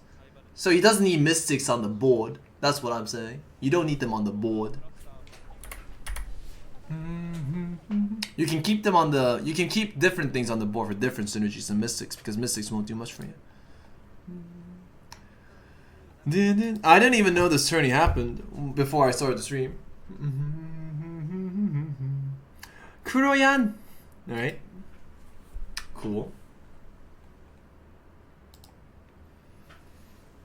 Maybe the cyber guy didn't pay much attention to, or like just... Yeah, the cyber guy thought he won. Like the opponent was selling stuff like crazy and sold stuff like crazy and made a really weird board and lost harder. So he was like, he thought he won at that point. That's actually a thing. He actually thought he won there. So he's like, okay, I don't need to do anything. This game's over. But the opponent had Zephyrs and actually won that. That was actually really nice. If he deliberately did that, that was genius right there for sure. Which is very unlikely because he wasn't even looking at the enemy's board though. But it is kind of funny. Playing does play smart. Usually in that situation, you save Zephyrs, you put everything in the back, and you use Zephyrs the last moment to guarantee the hit onto the Vayne. Usually that's how you're supposed to do it, usually.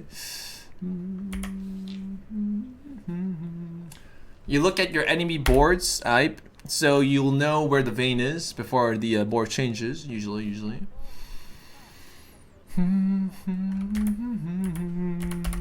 Why do you look like this? I look like this every day, bro. What you talking about? Okay, let's look at the next game then. Kuroyan! Fighting! Alright.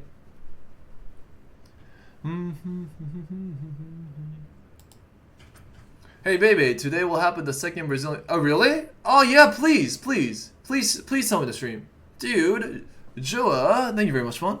Please tell me, I want to see that. So far, the overall summary of the Japanese playstyle is Battlecast. Alright, they know that Battlecasts are very strong, so they build builds that can utilize that to maximum potential.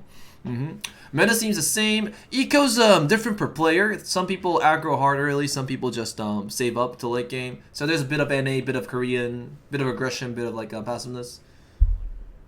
Grill gamer, right?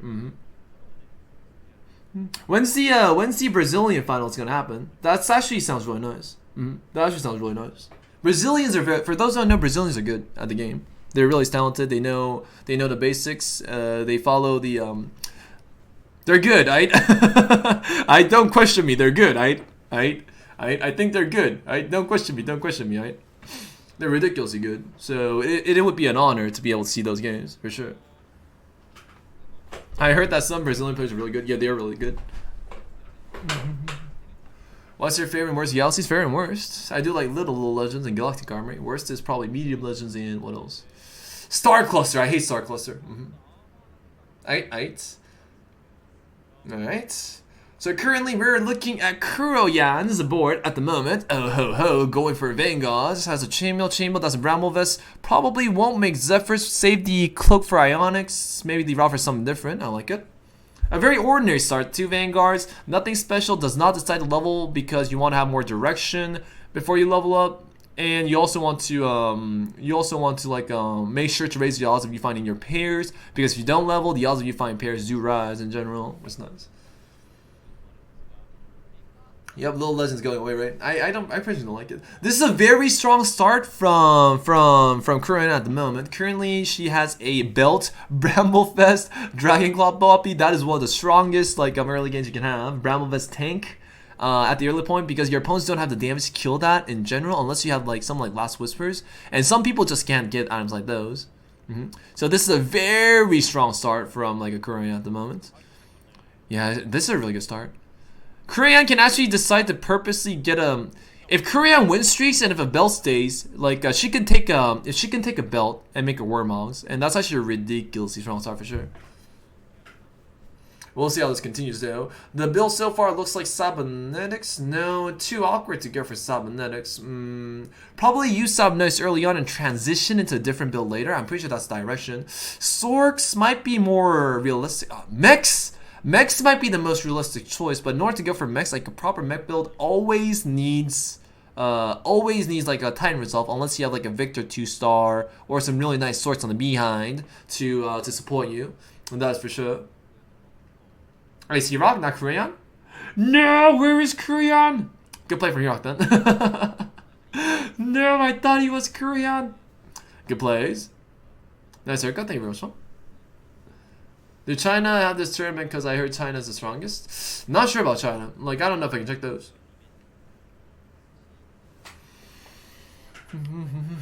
Cool, nice haircut, thank you very much. Until lines for Victor, alright.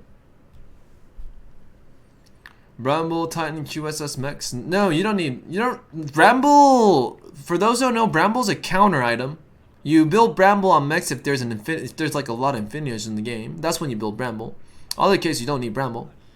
It's a counter item. It's not a necessity. If there were necessity items, really you need to go for every single game items, you need at least Time Resolve as a necessity item, because the mech does not have much value without Time Resolve. Other than that, maybe something like Quicksilver's, maybe at best. Time Resolve always. You can't go for mechs without Time Resolve. Unless everything else is just ridiculously strong to support that. You don't really need Ionics too, because Ionics is just a support item in the end. You can just put that Ionics on an Infiltrator and it does the same thing. It's fair to make your carry like a carry instead of making a support. Imagine if you're playing League of Legends and your AD carry buys Locket of the Iron Solari, right? Right? He buys Locket of the Iron Solari, so that your team will have Locket of the Iron Solari. That's what putting Ionics on a mech is, right? Alright, Hirok does not manage to maintain a streak. That is quite unfortunate, but the opponent was very strong. Blast with Cybernetics in general.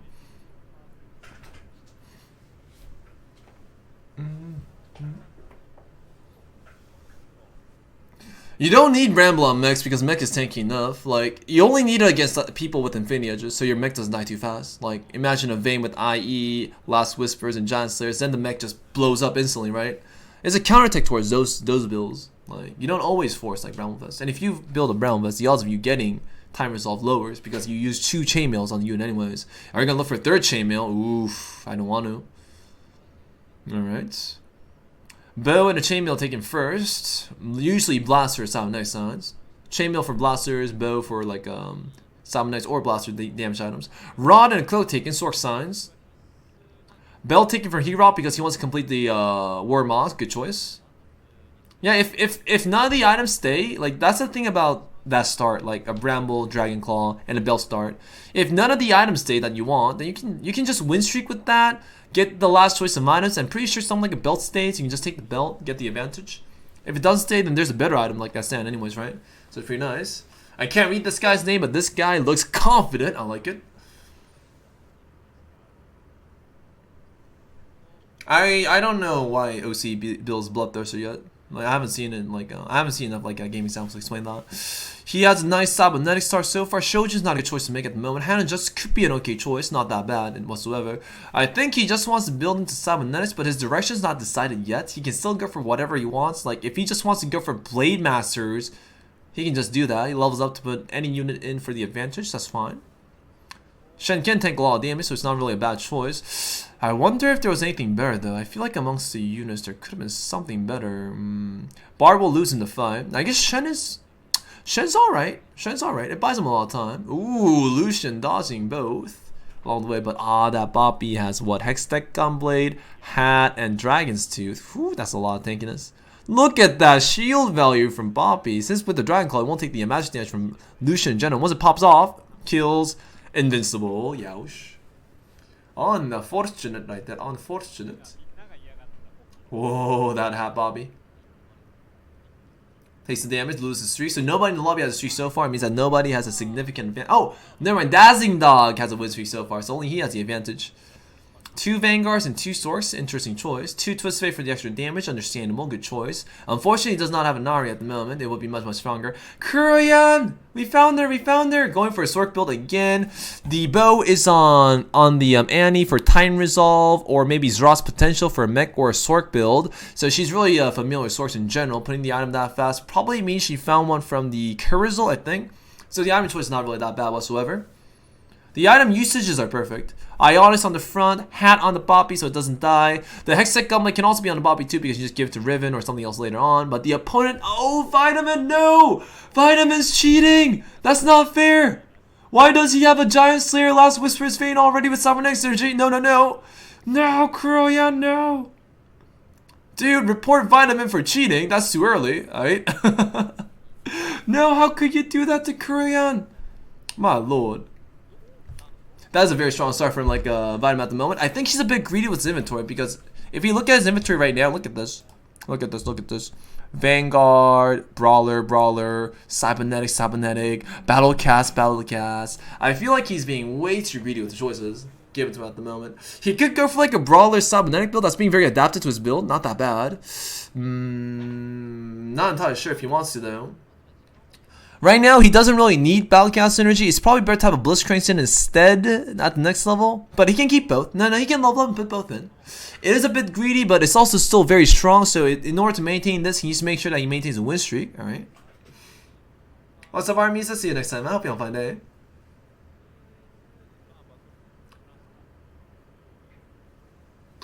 The items offered was Hextech, Gunblade, and Dragon's Tooth from the Galactic Armory. That makes Vanguard's very, very preferred choice. Modekaza, almost unkillable. Bebe, almost unkillable too, with those items as said. So that's why they prefer to go for it in the first place.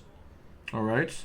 Cassiopeia means Battlecast, but with the items given to him at the moment, he has a crit item that's Infinity is complete soon. He is going to go for Cybernetics now. He just needs to decide the unit choices so he can utilize to not take too much damage and just build in the Cybernetic route. He needs to make sure to win streak because he bought so many cards along the way. He needs to use that to his advantage for sure.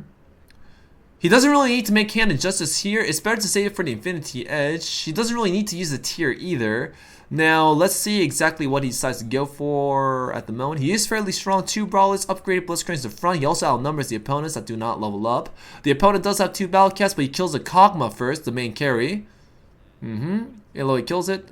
And that's a significant portion of Teemo's damage, so that star will be very, very relevant. That pull could have actually been game decided, but no, Bebe's too strong. He would have lost anyways.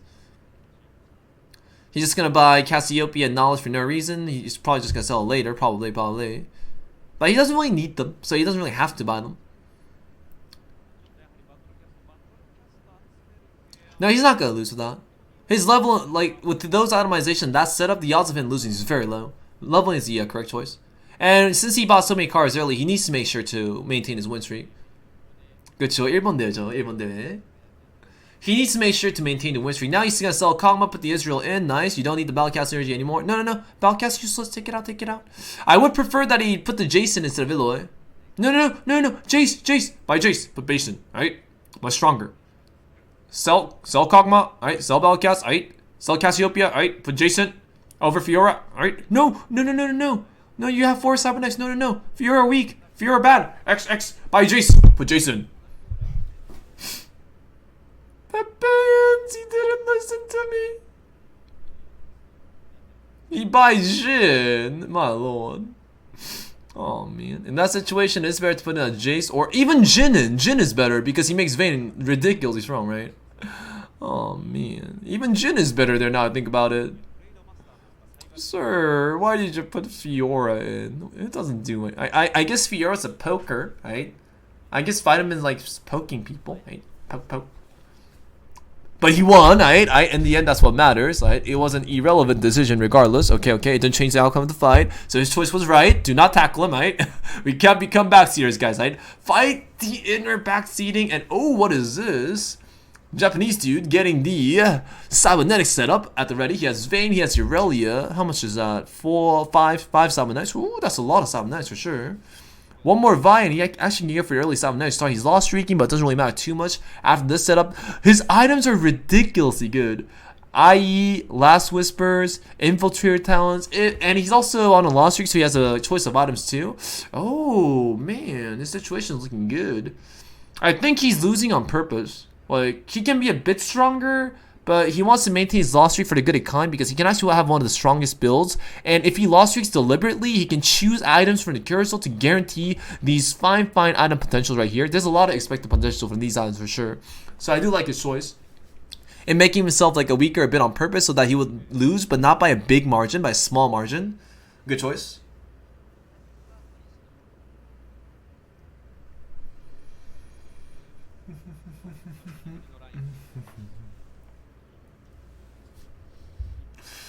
Could have sold something for the interest gold though. I don't think he needs shuns. You don't really need blade masters in like in Cybernet comps unless you're going for Riven, early Riven. I mean, oh Riven with the rod, that's so good. Whoever's going for Sork's gonna smile like crazy after looking at that. Usually Sork players lost streak early because it's hard to find like upgraded Vanguard and Sorks early on. And if you have under upgraded Sorks, you just take damage like crazy. So if he did find a Riven there, he's gonna smile like crazy for sure. That could actually just a situation where Sork players just suddenly get first place after losing like crazy is when they find Rivens from Kurzel for sure. I remember getting first place from a game just because I found a Riven with the tier from the Kurzel ones. It was really nice. It's like no, it's a recording video. Caitlyn reroll game. Caitlyn rerolls are ridiculously strong. Alright, we're looking at Jackpot Timo at the moment. Oh, going 6-5, nope. Blue buff. I guess he's a Battlecast level. He's been going for Battlecast twice. This is a player that is currently in Platinum at the moment. So he is a streamer. He plays other games for as a major. So not much expertise in this area, but he's trying his best. Good game. Yep, he's going for Vanguard Mystics, it seems. He doesn't really need Israel nor I guess he could use the Eloy, but he doesn't really need those cards. Actually, with those items, it's better to keep Israel and Kog'Maw and just use brawlers instead. So, a bit questionable. But good game, good fight. If you already made rep buff like this, instead of forcing like a Vanguard Mystics because your Cassiopeia won't have damage, it's just better to keep the what's it called, Battlecast instead. Level up so you can maybe win streak because you do have all the upgrades needed for your composition. Like. He also would have gotten Kog'Maw 2-star, right? I think he sold one Kog'Maw. Give the rep up to Kog'Maw, You have 2 Battlecast blasters in the back. Level 7 to cut out the Mystics, and that could work. That could have worked. So the choices are a bit questionable, but alright. He's trying his best, alright. Oh, he's rolling. Whoa, interesting. I guess he wants to find something like probably Cassiopeia 2-star. He's probably focused on upgrading this Cassiopeia right here because it is a huge power. Oh, and the Monokaza too, right? Monokaza. So he was looking for that. So probably like if you're not gonna buy the Kog'Maw, it means you're not gonna go for blasters because the only build you can go for is probably like a blaster like setup at that point. He'll buy Soraka here, and in that case, it's just better to sell the Israel for gold. So holding on to it is a bit weird. Like the fact that he didn't buy Kog'Maw means that he doesn't want to go for blasters anymore, right? But the fact that he's keeping Israel means he wants to go for blasters, so it's a bit contradictory, right? He wants to go for it, but he doesn't want to go for it, right? In Korea, we call that a miltang, right? Miltang. Push and pull. I guess he's going for top 4 with only tier 2 level 1 units.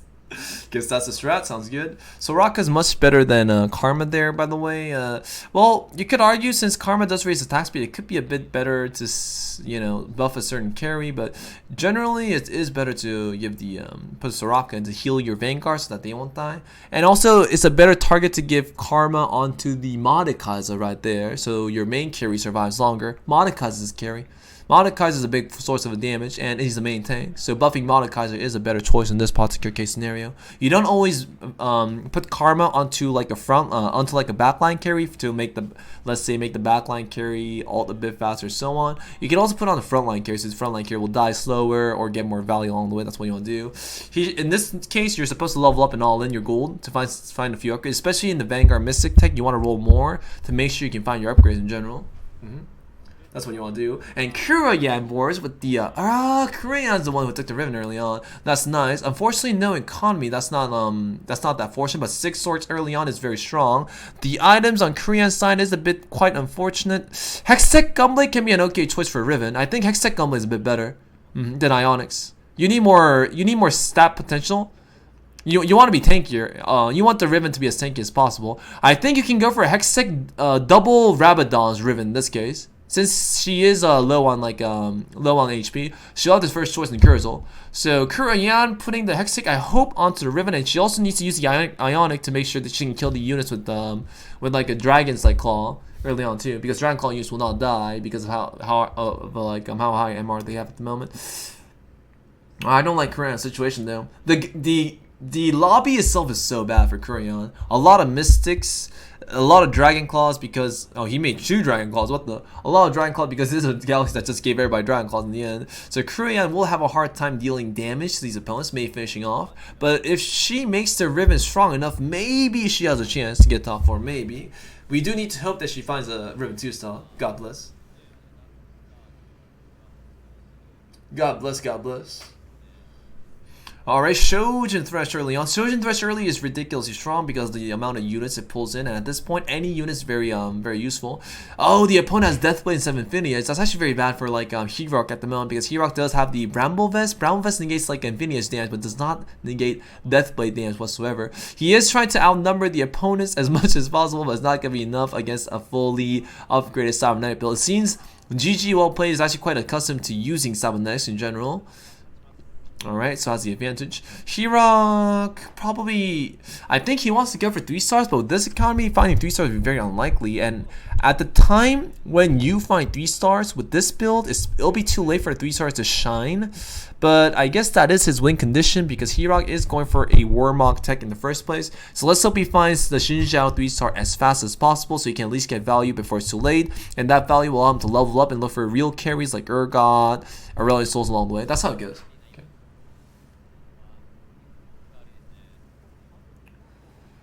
Alright, so let's see how this continues. Fizz, this is Treebeard's build. No, yeah. Shaco, Fizz, 2 Mystics, right? 2 Protector. This is kind of like an adaptation of Treebeard's build. What the? Do Japanese players watch Treebeard? My lord. Wow. Treebeard in the tournament, using a Japanese ID called Herok. I like it. Ho. Using his fine protector tech. I'm pretty sure Treebeard plays this much better though. Treebeard would not be this low in economy and not this weak on the bolt for sure. Didn't Treebeard lose like 300 LP? Dude, you force protectors every game. You're not gonna get protectors every game, right? You can't do much about that. But Treebeard's a really good player, so once he gets protector, he wins. Like once he gets his win condition, he wins. But you can't get them every single game. Do you know how hard it is to hit Challenger with that build, right? By only going for that. Do you know how hard it is to do that, guys? Dude, it's a miracle he's in Challenger. That just means how ridiculously good he is at that build, right? It means that every time he gets it, he wins. That's what it means. Right? And you guys are really underestimating Treebeard. That's ridiculously hard to do. Some people can't get to Challenger even by forcing good meta builds like Cybernetics or like a Blasters or like Swords in general too. But to do it with Protectors, wow, that's next level right there. Yeah, he isn't just Challenger, he's like top 10, dude. He's one of the best challenger players to NNA. Let's see here. Hero going for 3-star like protector strat in general. You need to find that Shinsha 3-star fast before it starts falling off, I feel. But I'm not entirely sure. Actually, it would be better if Treebeard casted this because my understanding of this build is not as good as his.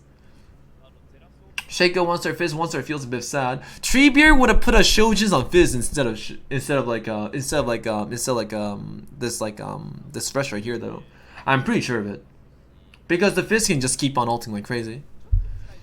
He's up against a Cybernetic with perfect optimizations, Vitamin at the moment. The Bramble Vest is really good against the Vayne in general, but Vayne actually gets auto attack because it was frontlined. Alright, the opponent frontline Vayne against this guy, and he managed to kill it. Good job from He-Rock sniping the Vayne. Usually this fight should be won by Vitamin. It should, in most cases, be won by Vitamin. But Vitamin, for some reason, put his Vayne on the 3rd row and something else on the back row. So I guess that's kind of sad. Ninja at the moment going for a Blaster build, Blaster Cybernetic build at the moment. He has 2 Frozen Haunts, Zephyrs. It means he has bad items, but the build itself is very stable for the mid game. So he's actually doing a good point at this fall.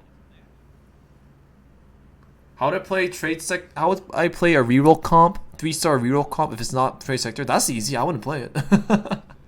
Unless I was offered like 7 Caitlyn's until like stage 1-4. Alright.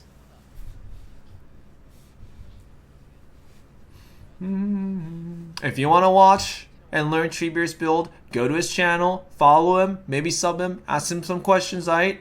Alright, support the guy, alright? Alright, enjoy yourself, alright? That's the best way. Let's see. What's up, Daniel? Nice to see you. Nice to see you. Hope you're on fine day. My hair did get a bit messy though while I was casting. What can you do about that, right? Is Protector OP now? Is Protector OP? No. No. But Treebeard would say yes, right?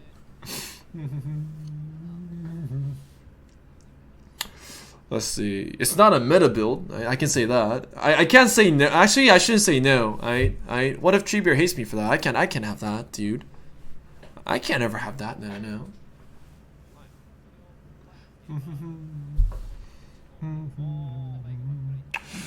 Here, Ninja is in a very awkward spot. He did win streak to a degree because his build itself is a win streak build. Blaster, Sabonex early on, it's very strong, but his items are horrible. Double Frozen on, 1 Zephyrs, 1 Dragon, 2. That means he has no damage.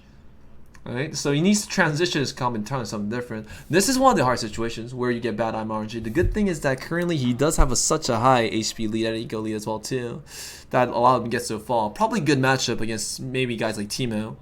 Probably a good matchup, but he needs to find a way to transition this into really good build. Maybe Rebel Blasters at best. I'm not sure.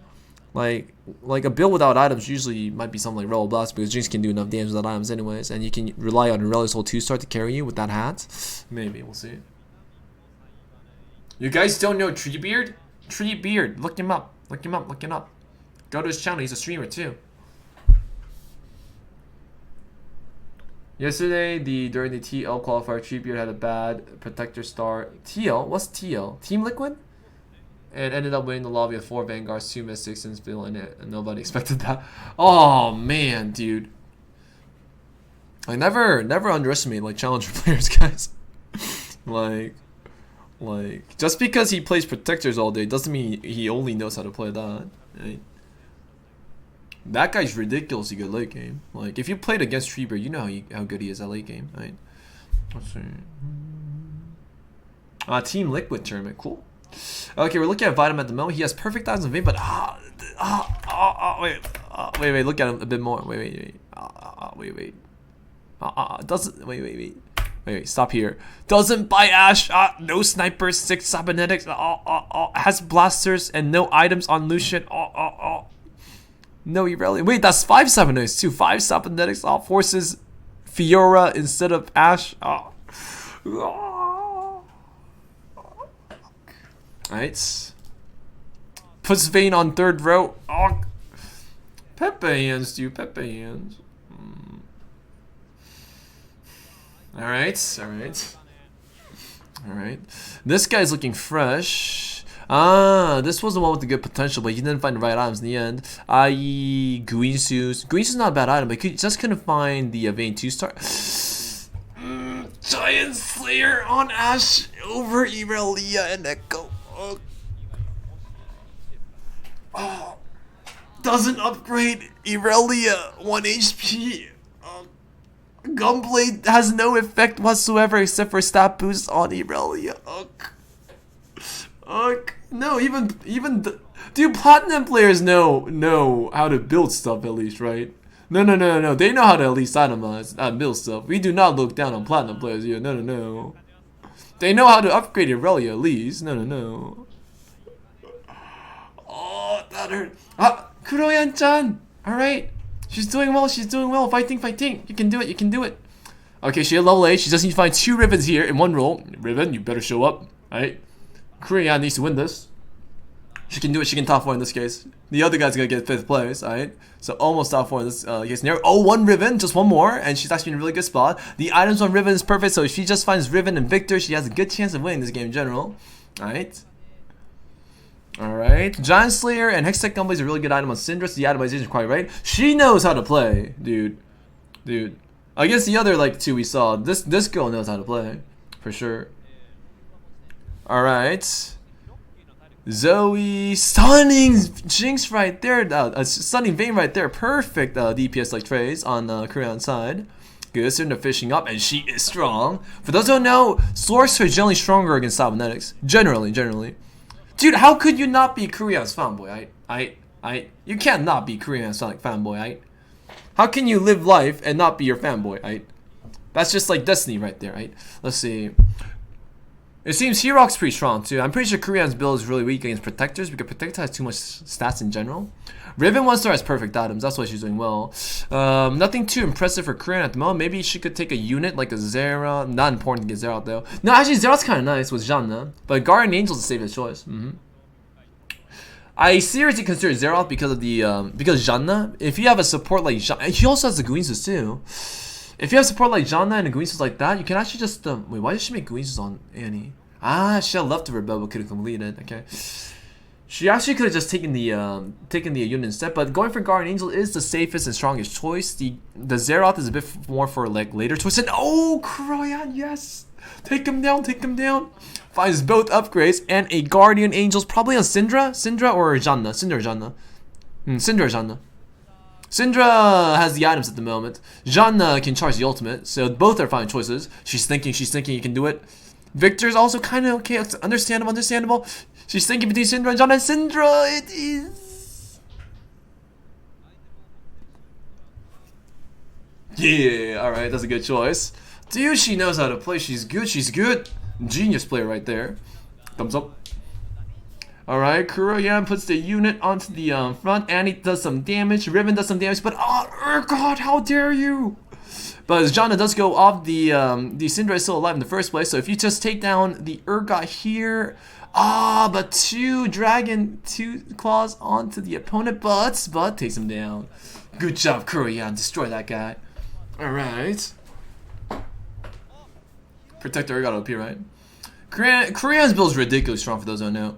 Like, DPS on... She has 3 carries at the moment. No. She has 2 carries at the moment. Riven and Syndra. So, she has Riven for the frontline tank damage and Syndra for support damage. They both have Guardian Angels. And he's also a carry at the moment because she has 3 itemizations. She has Ross Portal. It means she's ridiculously tanky. Dragon Calls, hard to kill. Guinsu's like whatever, but she'll do a lot of AoE damage in front and buy a lot of time for the back line. If you buy enough time for Syndra to pop off, with Syndra with those items, Giant Slayer and Hextech Gunblade, she'll just kill everybody along the way. Especially if Janna pops off too, since Janna buffs everybody onto the board at the moment. The opponent is Aurelian Soul and Mystic Synergy though. The opponent won't really be that easy to beat. Wait, does he have Mystics? Wait, I don't think he has Mystics, never mind. The opponent is a bunch of random stuff, I feel. No, it's not a real build. Kuroyan got this. Nice. Well, whatever he has, it's not a real build, so Kuroyan beating up that dog. Good job. Nice. Professional. I told you guys, this girl is a professional player, right? She's really good. Zera. awkward. You don't really need to use Zeroth here. Like, it is, these two do synergize well, but Zeroth's just really bad to use in general. She could maybe take out Twisted Fate, but the Chrono Synergy does buff Syndra along the way. That's the most important thing. Syndra being buffed so it can do more damage. So Kuraya might decide to go for level 9 and maybe put the Zeroth in, maybe. I think she can still save up, and the game might go to that distance. Like, the thing is that there's very few things she can find. The only thing she can do is maybe replace Annie, put Twisted Fate in the front, maybe, and maybe put Zeroth in. And oh, a hat, good job. Good players get good items, right? No, Zoe is actually nice to have. The reason why Zoe's nice to have is because Zoe does stun like a Vayne. Like, the reason why Zoe's ridiculously important is, wait, stop here. 1, 2, 3, 4, 5, 6, 7, 8. Okay, no, not this one. This one. There's like a Vayne and Loi, right? Vayne actually does a lot of damage that can actually kill Ribbon. So Zoe stunning their main carry, that potential is just far too important. If you're gonna take a Sork out or a Star Guardian now, you'd rather take Ari out instead of Zoe because Zoe's just so important during the late game. That's what you do. Never take out Zoe. Zoe's one of the most important Sorks amongst Star Guardian costs for sure. Dazzling level 9, finding a bunch of high tier units. Echo's nice too. He's a bunch of random stuff though. So he hit level 9 somehow, but the units were just far random. Oh, Guardian Angels, Quicksilvers, Dragon Tooth, like Urgot, that's nice. Ninja of Ninjas versus Dazzle at the moment. Cool. And Zoe also has charged up Star Guardians too, which is very important. That's a factor.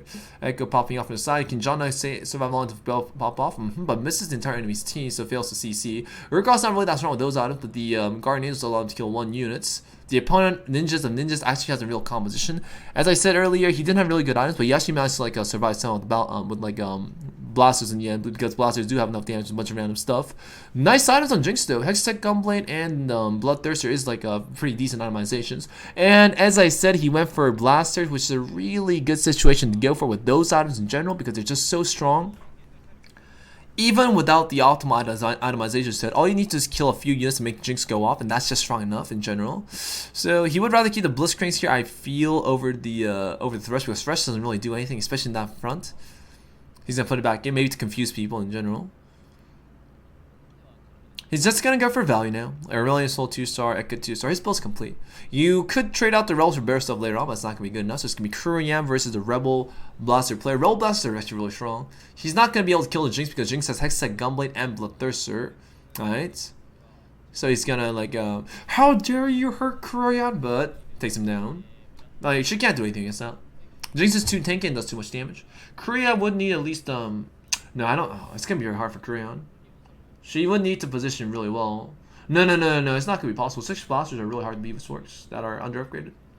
Like if Kurayam was level 9, Kurayam got top 4 though. With like a Zeroth 2-side maybe, but no, not enough damage at the moment. These items are really good for making Jinx survive long. And he also has like an Aurelion Soul at the ready, so it's gonna be very hard to beat for sure.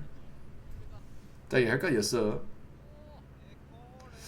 So currently, Ninjas rolling for that Aurelion, but Aurelion Soul is taken by somebody else, I think. He doesn't really need the Janna. No, you don't need that. He could put it maybe. Oh, good idea. You can cut out 6 Rebels for a tier 5 unit. Something I do every now and then. I think Rebels need to be transitioned eventually into something different, like at the end stage, because you don't want to keep stuff like Yasuo or Ziggs or like these low value units in the end game tier, right? So adding in the Janna would help charge the Jinx, ignore the Vanguards, and take the opponent down. GG, well played. So this was a very good transition from Ninjas. Can Kurayam get 3rd place? Yes, Kurayam 3rd place. Good job. Alright. Kurayam actually getting 3rd place with that start is amazing. She had a perfect loss streak, and her upgrades were a bit late, so that was actually a really good placement for Kurayam in general. GG, well played. Also got a really decent placement too. His build was normal, just a 6 cybernetic build with nothing too special. No Ekka 2-star, a Vayne carry, so he got a fair placement in the end. He actually found another infiltrator talents. Is he gonna use on Janna? Janna sounds fun. Or Urgot sounds fun too. We'll see. Urgot with infiltrator is a decent choice. Now she could decide to take out the other ones. Like you can take out Mastery, you can take out like the Malphite. Malphite's a very low value card, so taking out Malphite is like there's no issues there whatsoever. He's gonna use Aurelion Soul as a tank too. Good idea. Mastery and Aurelion Soul buying time in front. All right, let's see how this goes. It's going to be that against the Protector. No, high. This is just a valid comp. He just bought every tier 4, tier 5 he could find that has value along the way. Wukong for CC. Surprised he kept the Syndra because those items would be much better on a Reliant Soul instead. Like, yeah, it would be much better on Reliant Soul. He's not using his Giant Slayer too. That's also an interesting choice. So the Jinx will just melt everybody down one by one. Oh, but the Urgot's too strong. No, he can't. The Urgot's just too tanky to finish them off. Nice. Protector. Really? So, wow. He actually managed to make that.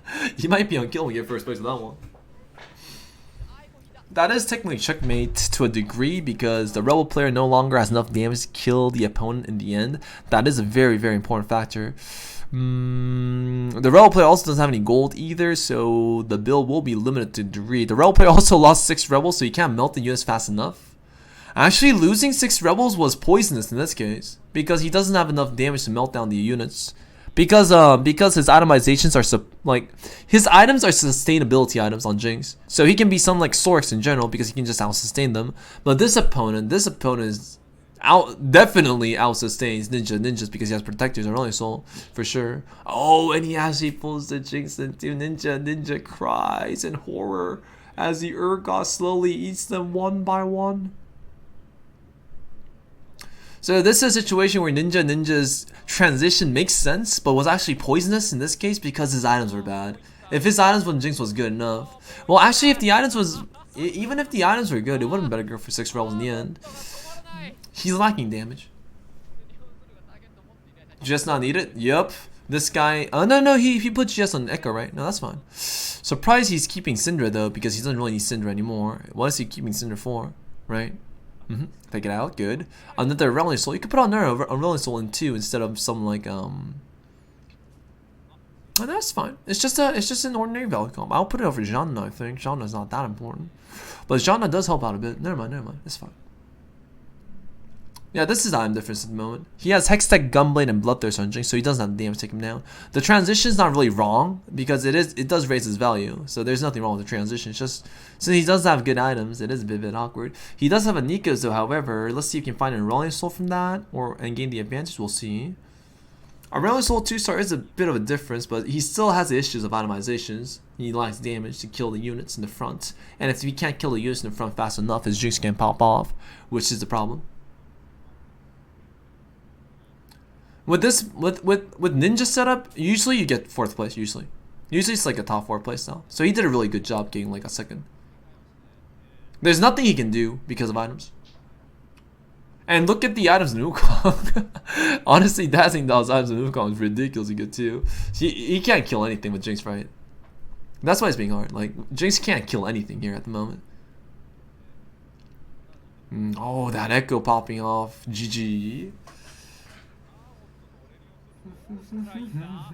Good game. That was a nice game. Good game. Good game, good plays. Good game, good plays. Dude, commentating these games are fun. Regardless of the level or the players, they each individually brought something we can enjoy and comment on. So they did provide us with some nice games. Thank you to the players. Right? Always thank them, guys. Is this it? I guess this is it. Victory! Wait. A cat won. The cat has won? A majestic cat.